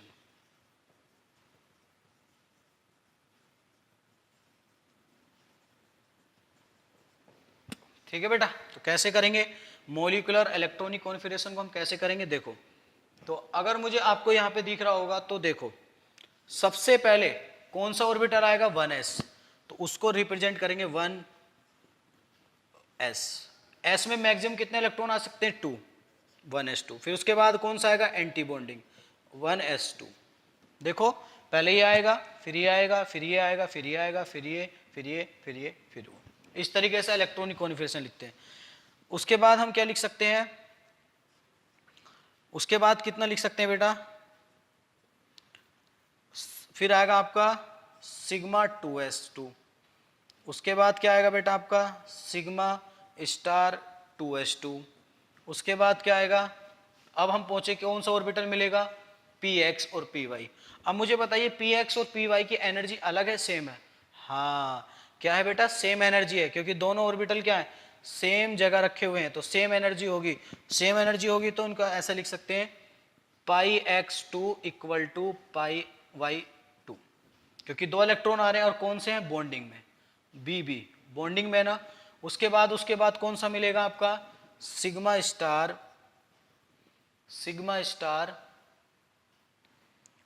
2pz2। भाई 2 ही तो आ रहे हैं बेटा, सबके अंदर 2 ही 2 इलेक्ट्रॉन आ रहे हैं, तो 2 ही 2 आएंगे। तो अब यहां से काउंट कर सकते हो कितना आएगा, ये बेटा है नियोन तक। उसके बाद क्या आएगा, उसके बाद कौन सा आएगा आपका, pi star x2 equal to pi star y2। उसके बाद आपका आएगा सिग्मा स्टार 2pz2। ठीक है, ये कॉन्फ़िगरेशन कौन सा होगा, केस 1 के लिए होगा। अब हम बात कर लेते हैं केस 2 की। किसकी बात कर लेते हैं बेटा, केस 2 की बात कर लेते हैं। तो सिमिलर डायग्राम बनेगा, बस p ऑर्बिटल के अंदर एक्सचेंज हो जाएगा। p ऑर्बिटल में क्या होगा, 1 2 2 1, उसमें आपका सिग्मा जो ऑर्बिटल है वो नीचे आ जाएगा और आपका जो p x और p y ऑर्बिटल वो ऊपर एक्सटेंड कर जाएंगे। ऐसा क्यों होता है, ऐसा इसलिए होता है बेटा क्योंकि उनके बीच में एनर्जी गैप ज़्यादा हो जाता है। एनर्जी गैप होने के कारण या उनके पास लोन पेयर आने के कारण रिपल्सन जनरेट होता है, जिससे अपने ऑर्बिटल को एक्सचेंज कर लेते हैं। जैसे जैसे हम आगे बढ़ते रहेंगे एक एक का हम बॉन्ड ऑर्डर निकालना सीखेंगे, तब मैं आपको पूरी चीज़ें सिखा दूंगा। अभी हम सिर्फ केस की बात कर रहे हैं, केस कैसे निकालते हैं। उसके बाद अगर बात करें बेटा केस 2, तो केस 2 क्या होता है, 1 2 2 1, मतलब एक ऑर्बिटल कहाँ आना चाहिए, नीचे, और दो ऑर्बिटल कहाँ आने चाहिए, बाद में। तो आपका ये रिवर्स हो जाएगा इस तरीके से। रिवर्स कैसे होगा बेटा, देखो चले गए, और यहां पर ये आपका रिवर्स हो जाएगा। तो यहाँ पे कौन आ जाएगा, सिग्मा 2pz पहले आएगा और यहाँ पे पाई x और पाई y ऊपर चले जाएंगे। फिर उसके बाद देखो सिमिलर 2 2 के बाद 1, बस इन दो ऑर्बिटल में एक्सचेंज होता है, बस इतना ध्यान रखना है। अब ये ऑर्बिटल किसके लिए बन गए बेटा, और मॉलिक्यूलर ऑर्बिटल डायग्राम। हाँ, अब यहाँ पे लिख सकते हो, मैं इसको रफ कर देता हूँ। केस 2, तो केस 2 की बात करेंगे, आप डायग्राम बनाइए दूसरा डायग्राम बनाने के बाद आप यहाँ पे केस 2 लिखिए 1 2 2 1। तो उसमें z की वैल्यू कितनी होनी चाहिए बेटा, z ग्रेटर देन 7। जब आपका z ग्रेटर देन 7 होगा तो उसमें कौन कौन से एटम आएंगे, आपका एक तो आ सकता है O2 N2 sorry O2 F2 और आपका आएगा एक नियोन 2। ठीक है, उसके लिए अगर हम बात करें उसके बाद कौन क्या आएगा बेटा, अगर उसके बाद हम बढ़ते हैं मॉलिक्यूलर इलेक्ट्रॉनिक कॉन्फ़िगरेशन, तो मॉलिक्यूलर इलेक्ट्रॉनिक कॉन्फ़िगरेशन में जाएंगे तो आपका सिर्फ और सिर्फ यहाँ तक तो सेम आएगा, सिग्मा 2s तक। यहाँ से चेंज हो जाएगा, यहाँ से कौन पहले आ जाएगा आपका, देखा जाए तो बेटा यहाँ पर आपका सिग्मा, इससे पहले कौन आ जाएगा, यहाँ पे उसको लिख लो, यहाँ पर कौन आएगा, सिग्मा 2pz पहले आएगा और स्क्वायर, और ये वाला जो है बाद में आएगा। इसको रफ कर दो, बाकी सब सेम है, बस इतना सा चेंज है दोनों के बीच में। इस चीज़ का थोड़ा सा ध्यान रखना, थोड़ा सा वेरिएबल से आप पूरा क्वेश्चन को चेंज कर सकते हो और उस वेरिएबल को आपको याद रखना है, इसलिए मैंने ट्रिक बता के आपको बताया है। केस 1 केस 2, केस 1 केस 2 में कैसे होगा, इस तरीके से होगा, खासकर ध्यान रखना बेटा, है ना। तो केस 2 में आपका जो रूल फॉलो करेगा 1 2 2, मतलब दो ऑर्बिटल सेम एनर्जी में होंगे, एक ऑर्बिटल अलग में होगा, तो 1 वाला पहले आ जाएगा। 1 में कौन होता है, सिग्मा 2pz, क्योंकि उससे कौन सा बॉन्ड बनता है, सिग्मा बॉन्ड, इसलिए वो नीचे आ जाता है और पाई वाले ऊपर शिफ्ट हो जाते हैं। इनका ऐसा एक्चुअल में रीजन क्या है, रिपल्सन का कारण, क्योंकि ऑक्सीजन और फ्लोरीन के पास लोन पेयर बढ़ते चले जाते हैं, उनके बीच में रिपल्सन होने के कारण उनके जो स्प्लिटिंग हो जाती है और उनके ऑर्बिटल एक्सचेंज हो जाते हैं। जो हायर एनर्जी वाले और लोअर एनर्जी वाले अपने आप को एक्सचेंज करते हैं, क्योंकि देखा जाएगा कि पी ऑर्बिटल में क्या थी, लोअर एनर्जी मिली थी, और उनसे ज़्यादा लोअर एनर्जी किनकी मिली थी, जेड वालों की, इसलिए जेड वाले और ज़्यादा नीचे चले गए और पाई वाले थोड़ा ऊपर शिफ्ट हो गए, है ना। तो इस तरीके से ये केस 2 का डायग्राम हो गया, और ये किसका हो गया, उससे पहले वाला केस 1 का हो गया। आप इन दोनों को बना लीजिए। अब हम एक एक करके डिस्कस करेंगे कि हाइड्रोजन एटम के लिए मॉलिक्यूलर ऑर्बिटल डायग्राम का कितना आएगा। तो जैसे मैं आपको जनरल आइडिया दूं, H2 में कितने इलेक्ट्रॉन है, 2, कितने इलेक्ट्रॉन है, 2। तो मुझे बार बार ये पूरा डायग्राम बनाने की जरूरत नहीं, मुझे सिर्फ उतना डायग्राम बनाना है जितने उसमें इलेक्ट्रॉन आ सकते हैं। H2 में टोटल इलेक्ट्रॉन कितने हो गए, 2, तो 2 कहाँ आ सकते हैं, 1s में, तो मुझे सिर्फ इतना डायग्राम बनाना पड़ेगा। ठीक है, वैसे मैंने ले लिया H2 के बाद हीलियम 2, हीलियम 2 में कितने इलेक्ट्रॉन हो गए, 4, तो 4 के लिए मुझे कहाँ जाना पड़ेगा, 1s1 1, हाँ इसका भी 1s1 यूज करेंगे, इसका भी 1s1 यूज करेंगे। 4 इलेक्ट्रॉन आ सकते हैं, 2 इधर 2 इधर, उसमें भी ये इतना डायग्राम यूज होगा। जैसे आपका उसके बाद कूदेगा लिथियम, लिथियम में टोटल कितने हो जाएंगे, 6, तो देखो 2 4 6, फिर कौन सा ऑर्बिटल यूज करेंगे उसमें, 2s। वैसे जैसे जैसे ऑर्बिटल बढ़ते चले जाएंगे वैसे वैसे मॉलिक्यूलर ऑर्बिटल भी इंक्रीज होते चले जाएंगे। क्या मेरी बात समझ में आ रही है बेटा, आ रही है तो इसको बना लीजिए। बनाने के बाद फिर हम अपना आगे बढ़ते हैं और ट्राई करते हैं कैसे उनको बनाते हैं। खासकर ये ट्रिक का जरूर याद रख लेना कि उसने एटम कौन सा दिया है, लेस देन 7 वाला है या 7 से ज़्यादा वाला है। डस्टर किधर गया? आप बना लीजिए बेटा, मैं इसको रफ कर देता हूँ।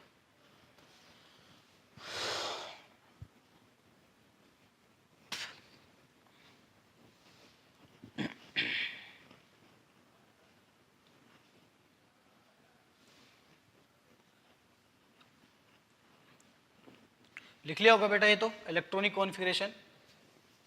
चलो आप वीडियो पॉज करके भी बना सकते हो।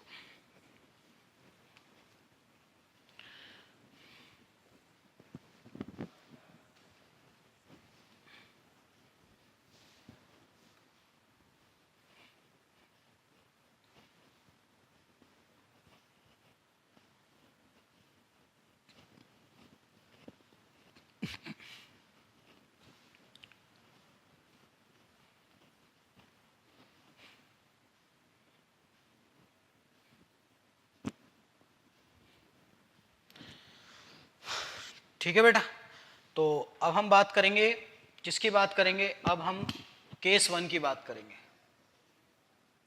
केस 1, केस 1 क्या हमारा 1 2 1 2 है ना, और Z इक्वल टू लिख सकते हैं लेस देन 7 या 7 तक, जो भी हमारे एटम आएंगे उनके अकॉर्डिंग।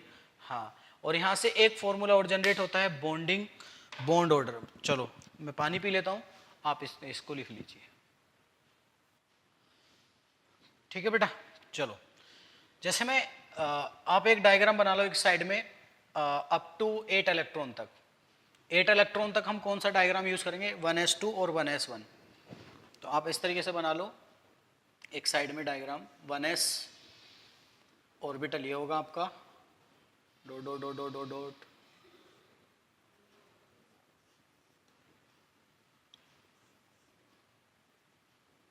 उसके बाद 1s2 का बना लो।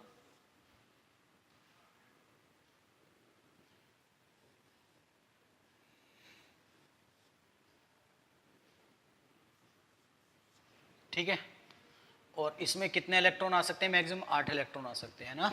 इसको क्या बोलेंगे? सिग्मा 1s, इसको सिग्मा स्टार 1s, इसको सिग्मा 2s, इसको सिग्मा 2s स्टार बोलेंगे, इसको 2s, इसको 2s, इसको 1s। इनको बोलते हैं एटॉमिक ऑर्बिटल और इनको बीच वालों को बोलते हैं मॉलिक्यूलर ऑर्बिटल। ठीक है बेटा, मुझे उम्मीद है कि आपको यहाँ तक क्लियर हो गया होगा। देखो अगर मैं लेता हूँ एग्जाम्पल लेके चलता हूँ हाइड्रोजन सॉरी, उससे पहले आप बॉन्ड ऑर्डर निकाल लो कि एक फॉर्मूला जनरेट होगा इसमें बॉन्ड ऑर्डर का। बॉन्ड ऑर्डर, तो बॉन्ड ऑर्डर होता है बेटा anti bonding electrons, bonding electrons minus anti bonding electrons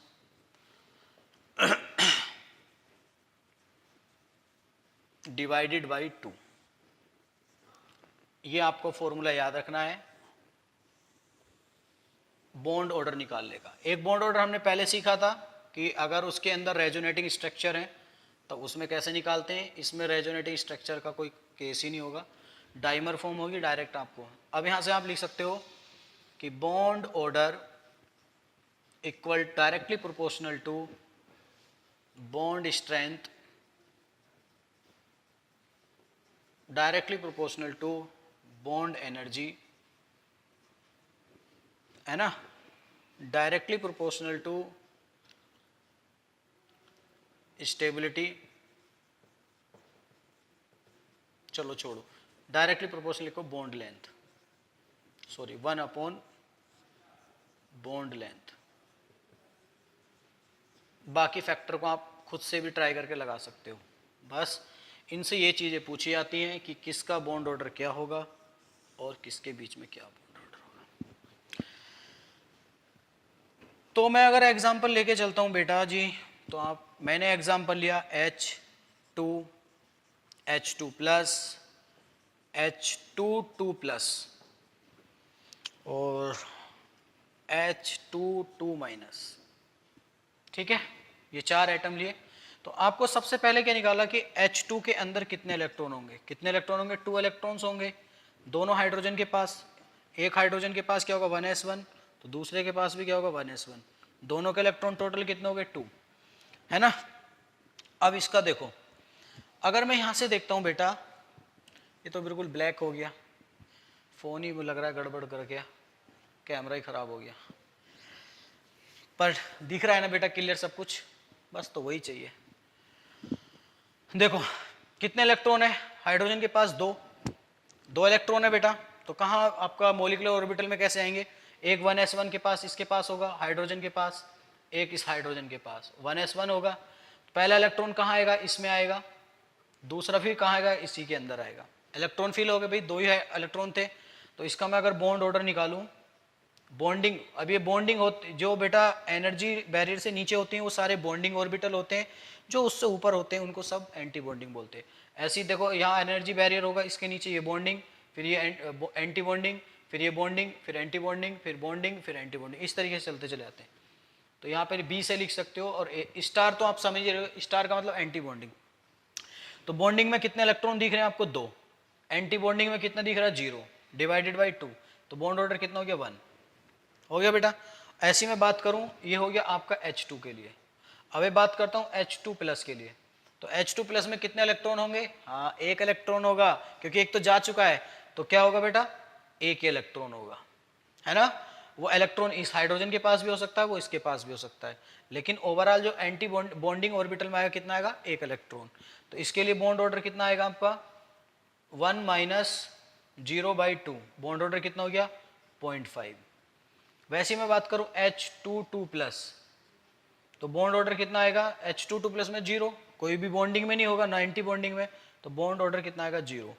तो आपने देखो बेटा एक चीज पढ़ी होगी, जो H2 नेचुरल फॉर्म में है तो उसका बॉन्ड ऑर्डर कितना आ रहा है 1। तो देखो बेटा H और H के बीच में कितना बॉन्ड होता है, हाँ सीख गए ना, यहाँ से सीखे नहीं सीखे, देखो H2 नेचुरल फॉर्म में स्टेबल है, आपको पता है बेटा।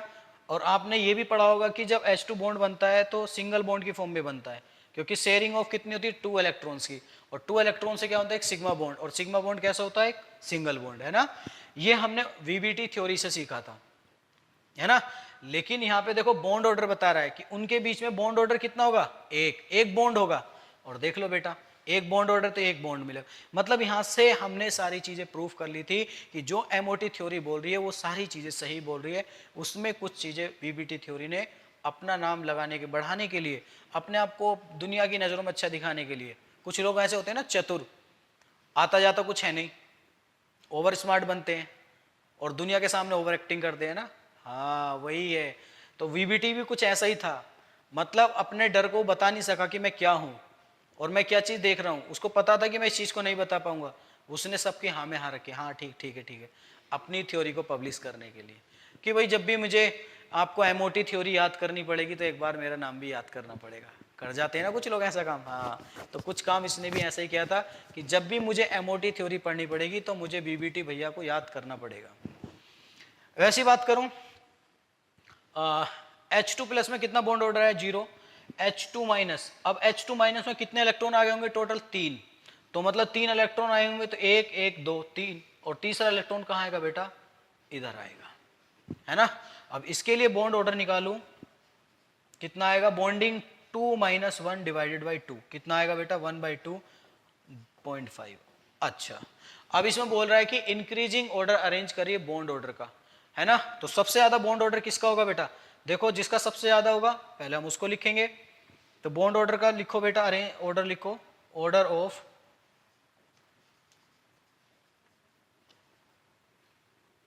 Bond order. देखो बेटा ऑर्डर लिखना है किसका, बॉन्ड ऑर्डर का, तो सबसे ज्यादा जिसका होगा किसका होगा H2, उसके बाद किसका होगा, अब यहां पे देखो बेटा 0.25 दो आ गए, हाँ। अब देखो बॉन्ड ऑर्डर भी क्या है, एक अट्रैक्शन होता है, क्या होता है एक अट्रैक्शन होता है, फोर्स होता है ना। तो अब देखो फोर्स कहां मिलेगा, जहां पर पॉजिटिव चार्ज ज्यादा होगा। तो आपको याद रखना है कि डिस्टेंस आप ऐसे भी समझ सकते हो, बॉन्ड लेंथ और बॉन्ड ऑर्डर, बॉन्ड लेंथ कहां ज्यादा मिलेगी, जहां डिस्टेंस ज्यादा होगी, और बॉन्ड ऑर्डर ज्यादा कहां मिलेगा, जहां अट्रैक्शन ज्यादा होगा, क्योंकि बेटा वो एक बॉन्ड की कारण ही तो एक दूसरे को खींच के पास लेके आ रहे हैं वो, और जितना पास में लेके आएंगे उतना ही स्ट्रॉन्ग बॉन्ड बनेगा, है ना। हाँ, तो उसमें देखो पॉजिटिव वाले में बॉन्ड ऑर्डर हमेशा ज़्यादा होगा। अगर निगेटिव और पॉजिटिव में सेम हो जाए तो आपको किसको प्रायोरिटी देनी है, पहले पॉजिटिव वाले को देनी है, देन उसके बाद निगेटिव वाले को।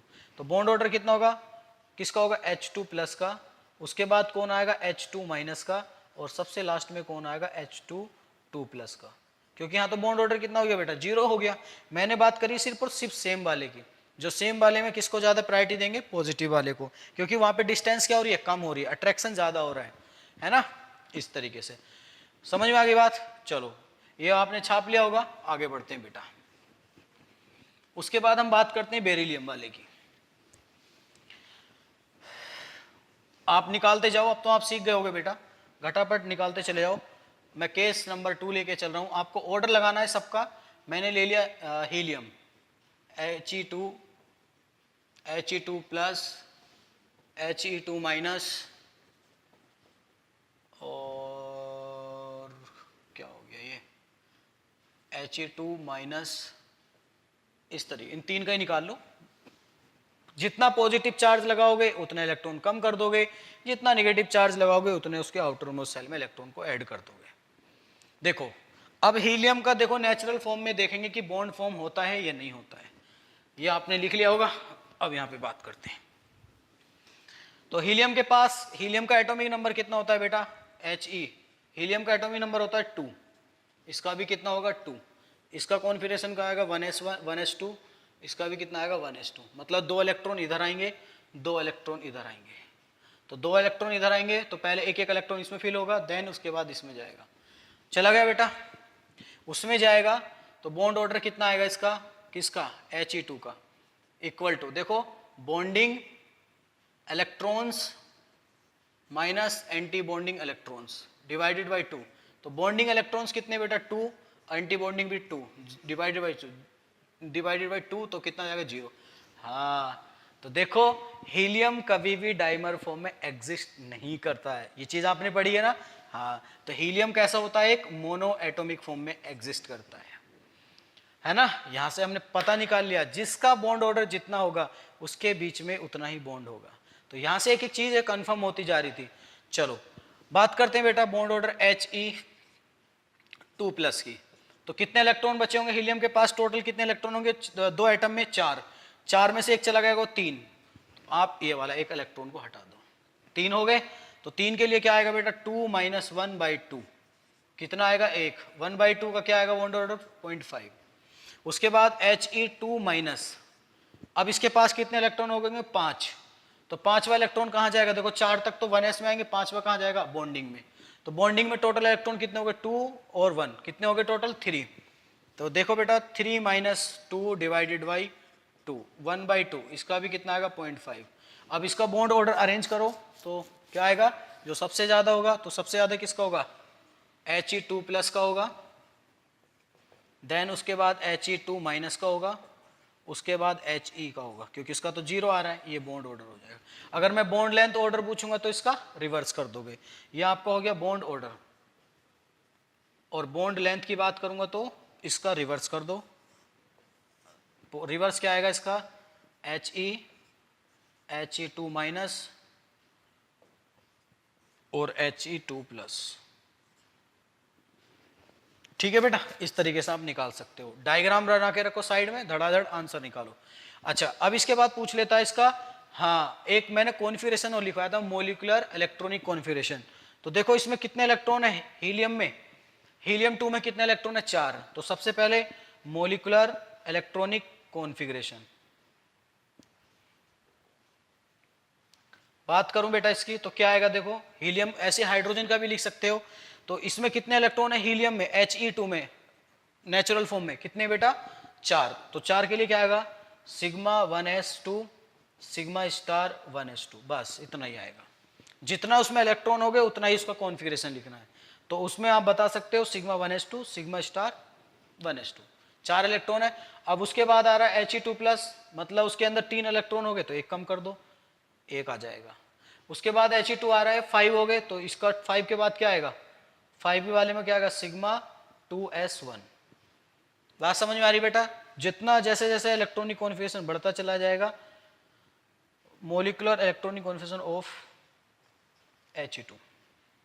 ठीक है बेटा, तो आप निकाल सकते हो, बहुत सिंपल है, कोई ज़्यादा टफ नहीं है कि आपको अगर लग रहा हो कि ज़्यादा टफ है। ठीक है, आगे बढ़ते हैं। चलो अगला केस लिखो बेटा लिथियम का। अब हम लिथियम की बात करेंगे।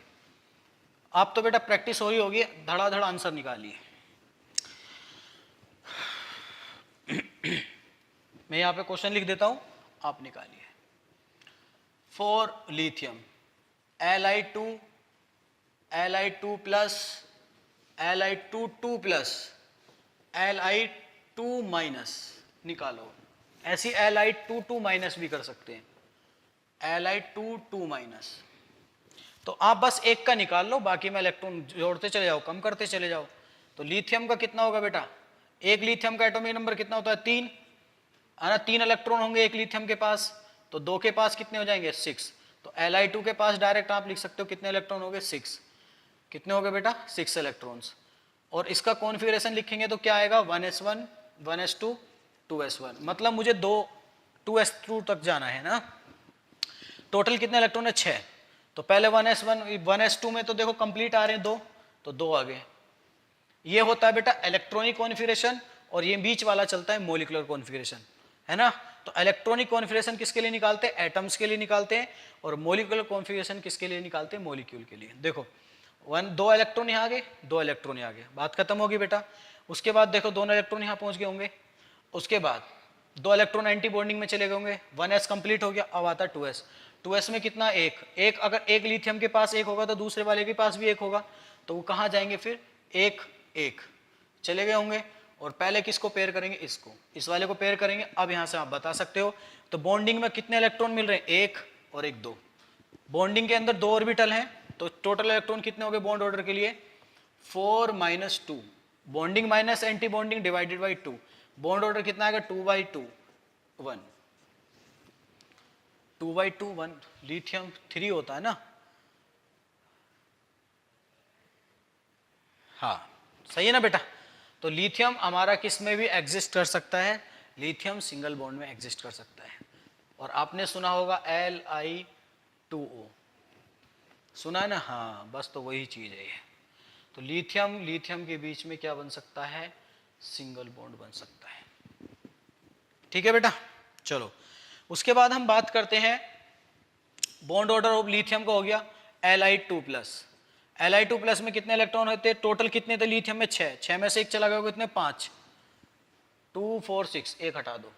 तो बॉन्डिंग में कितने बचे 3, माइनस एंटी बॉन्डिंग में कितने बचे 2, डिवाइडेड बाई 2, 1/2। बॉन्ड ऑर्डर कितना आया 0.5। उसके बाद आया Li2 प्लस।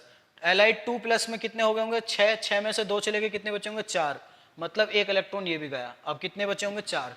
तो 4 के लिए क्या लिखेंगे बेटा, Li2 प्लस के लिए आप लिख सकते हो bonding minus anti bonding. Bonding में कितने 2, और आपका एंटी बॉन्डिंग में कितने 2, डिवाइडेड बाई 2 0। ठीक है, इसका बॉन्ड ऑर्डर कितना आएगा बेटा 0। वैसे इसकी बात करें Li2 minus, Li2 minus, 2 minus की बात करें, बोलो बेटा 2 माइनस की बात करेंगे तो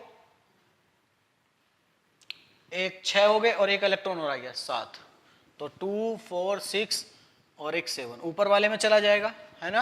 अब इसमें देखो एंटी बॉन्डिंग में कितने और बॉन्डिंग में कितने, तो एंटी बॉन्डिंग में है 3 और बॉन्डिंग में कितने 4, 4 - 3 डिवाइडेड बाई 2, बॉन्ड ऑर्डर कितना आया 0.5।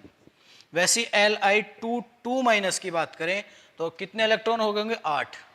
लिथियम के पास कितने हो गए 3 और 3 2 6 और 2 निगेटिव चार्ज 8 हो गए होंगे।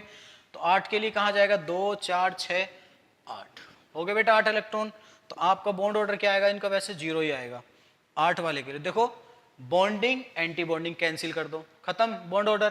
भाई जब ये फुलफिल हो गया खत्म कर दो, फिर इसका भी ये भी फुल है ये भी फुल है, दोनों को कैंसिल कर दो 0 हो गया। वैसे भी निकाल सकते हो डायग्राम से, या फिर डायरेक्ट आप बॉन्डिंग माइनस, तो 4 - 4 डिवाइडेड बाई 2 0। तो अब इसका ऑर्डर अरेंज करें बॉन्ड ऑर्डर का। देखो बॉन्ड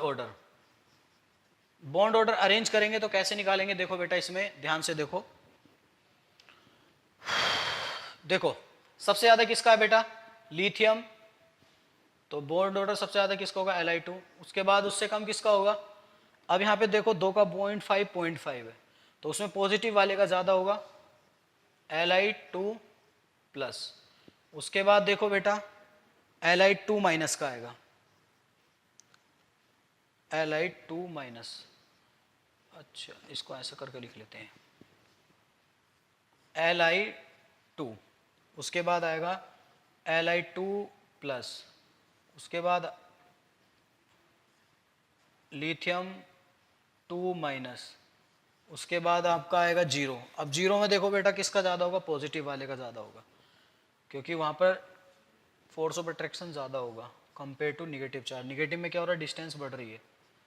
उसके बाद आपका Li2 माइनस 2, तो ये हो गया आपका bond order, bond order increasing order, और इधर को हो गया आपका बॉन्ड लेंथ ऑर्डर। एक चीज की बात और करेंगे इसमें, बॉन्ड एनर्जी। तो बॉन्ड एनर्जी भी किसके रेस्पेक्ट में बढ़ती है, जैसे जैसे बॉन्ड ऑर्डर बढ़ेगा वैसे वैसे आपकी बॉन्ड एनर्जी भी बढ़ेगी, वैसे वैसे आपकी बॉन्ड स्ट्रेंथ भी बढ़ेगी।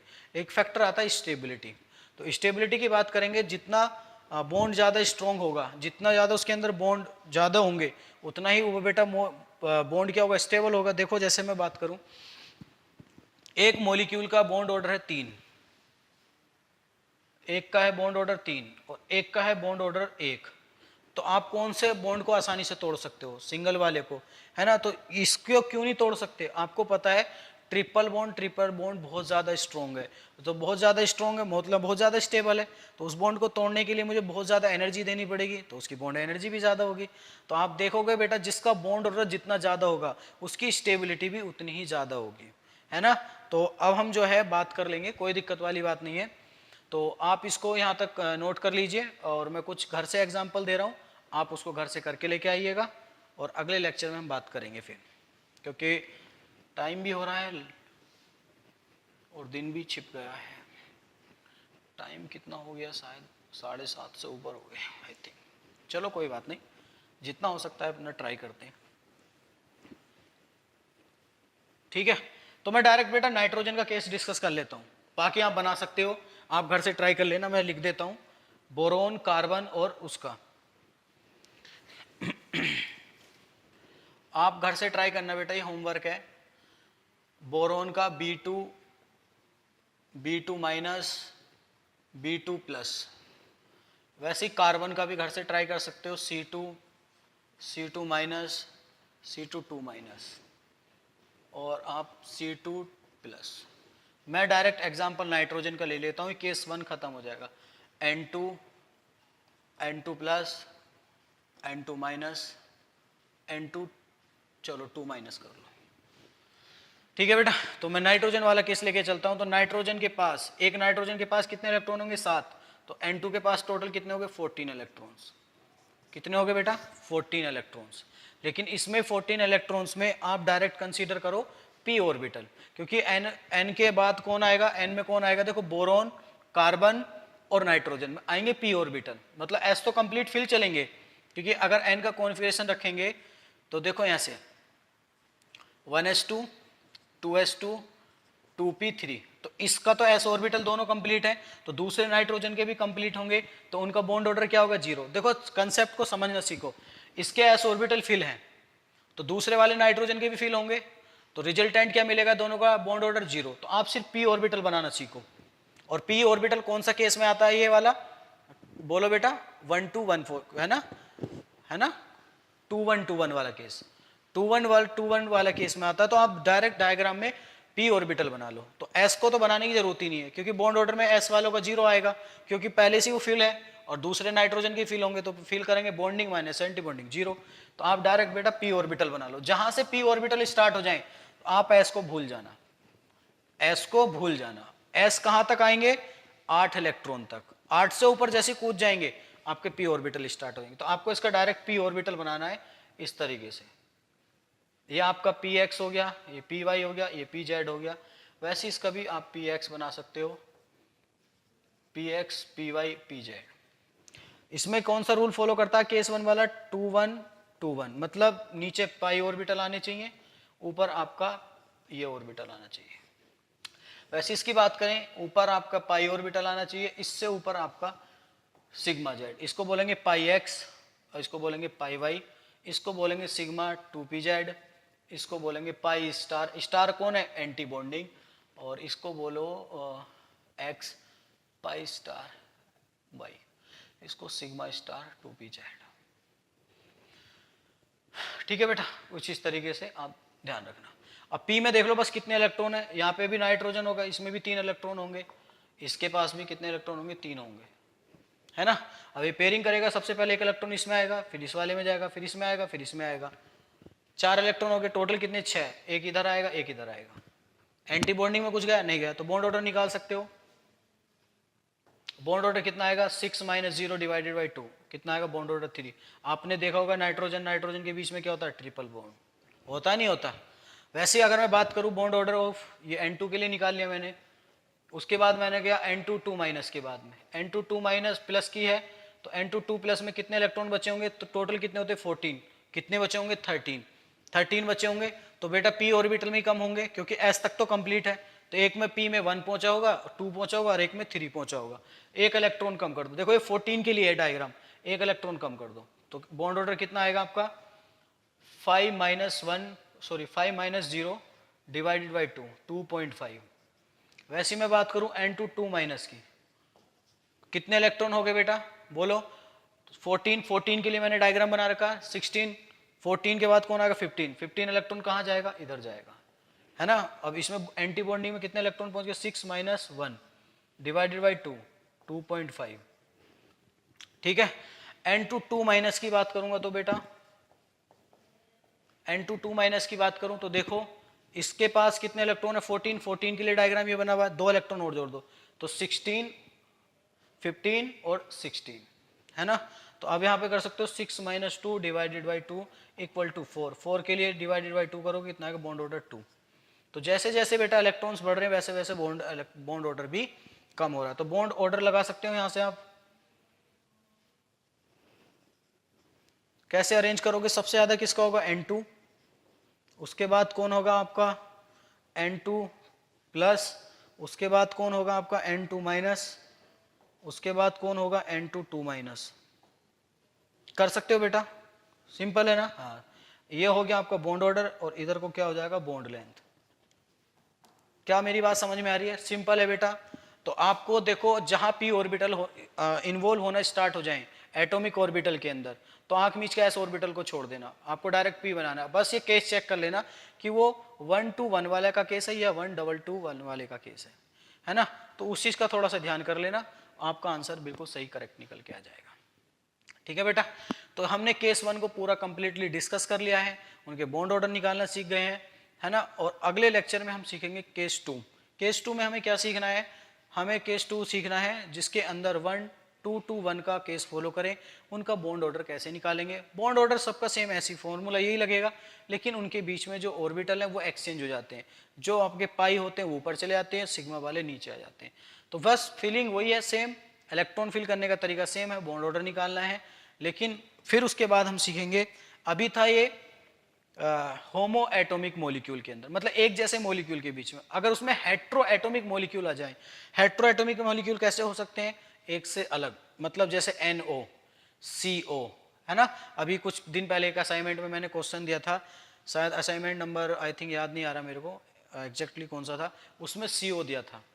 तो CO के अंदर कितने इलेक्ट्रॉन होते हैं, 8 और +6 14 के लिए देखो N2 का कितना निकल गया था, 3, उसका बॉन्ड ऑर्डर 3 था, लेकिन आंसर आपने काफी बच्चों ने उसका 3 लगा रखा था, लेकिन उसमें बॉन्ड लेंथ पूछा था। तो बॉन्ड लेंथ सबसे ज्यादा किसका होगा, जिसका बॉन्ड ऑर्डर बॉन्ड लेंथ सबसे ज्यादा किसका होगा, जिसका बॉन्ड ऑर्डर सबसे कम होगा, तो वो निकालना था। तो मैंने आपको अभी वहां तक सिखाया था, किसमें, उसमें सिखाया था आपको रेजोनेटिंग स्ट्रक्चर में, लेकिन अभी ऐसा कैसे नहीं सिखाया था, लेकिन उसमें एग्जांपल किसका दे रखा था, MOT के अकॉर्डिंग। तो फिर हम हेट्रो एटॉमिक की बात करेंगे कि हेट्रो एटॉमिक एटम के अंदर हम कैसे क्या निकालते हैं, बॉन्ड ऑर्डर कैसे निकालते हैं। पहले हम पढ़ेंगे केस 2, देन उसके बाद फिर हम मिक्सअप करके एक दूसरे का रिलेशन कैलकुलेट करवाएंगे, बॉन्ड एनर्जी, स्टेबिलिटी और बॉन्ड ऑर्डर, बॉन्ड लेंथ का रिलेशन निकालेंगे, आपका ये चैप्टर क्लोज हो जाएगा। देन उसके बाद एक छोटा सा टॉपिक बचेगा आपका फजान्स रूल एंड हाइड्रोजन बॉन्ड, है ना, जिसको हम बोलते हैं। चलो अभी काफ़ी बचा है, 2-3 लेक्चर से ऊपर हो सकते हैं, और देन उसके बाद गैस स्टेट की बात करेंगे। और बेटा ये चैप्टर बार बार इसको रिवाइज करते रहना, मैं हर बार यही बोलता हूँ, पढ़ते रहो और बार बार इसको रिवाइज करते रहो। ठीक है बेटा, मिलते हैं फिर अगले लेक्चर में। ओके बेटा, थैंक यू।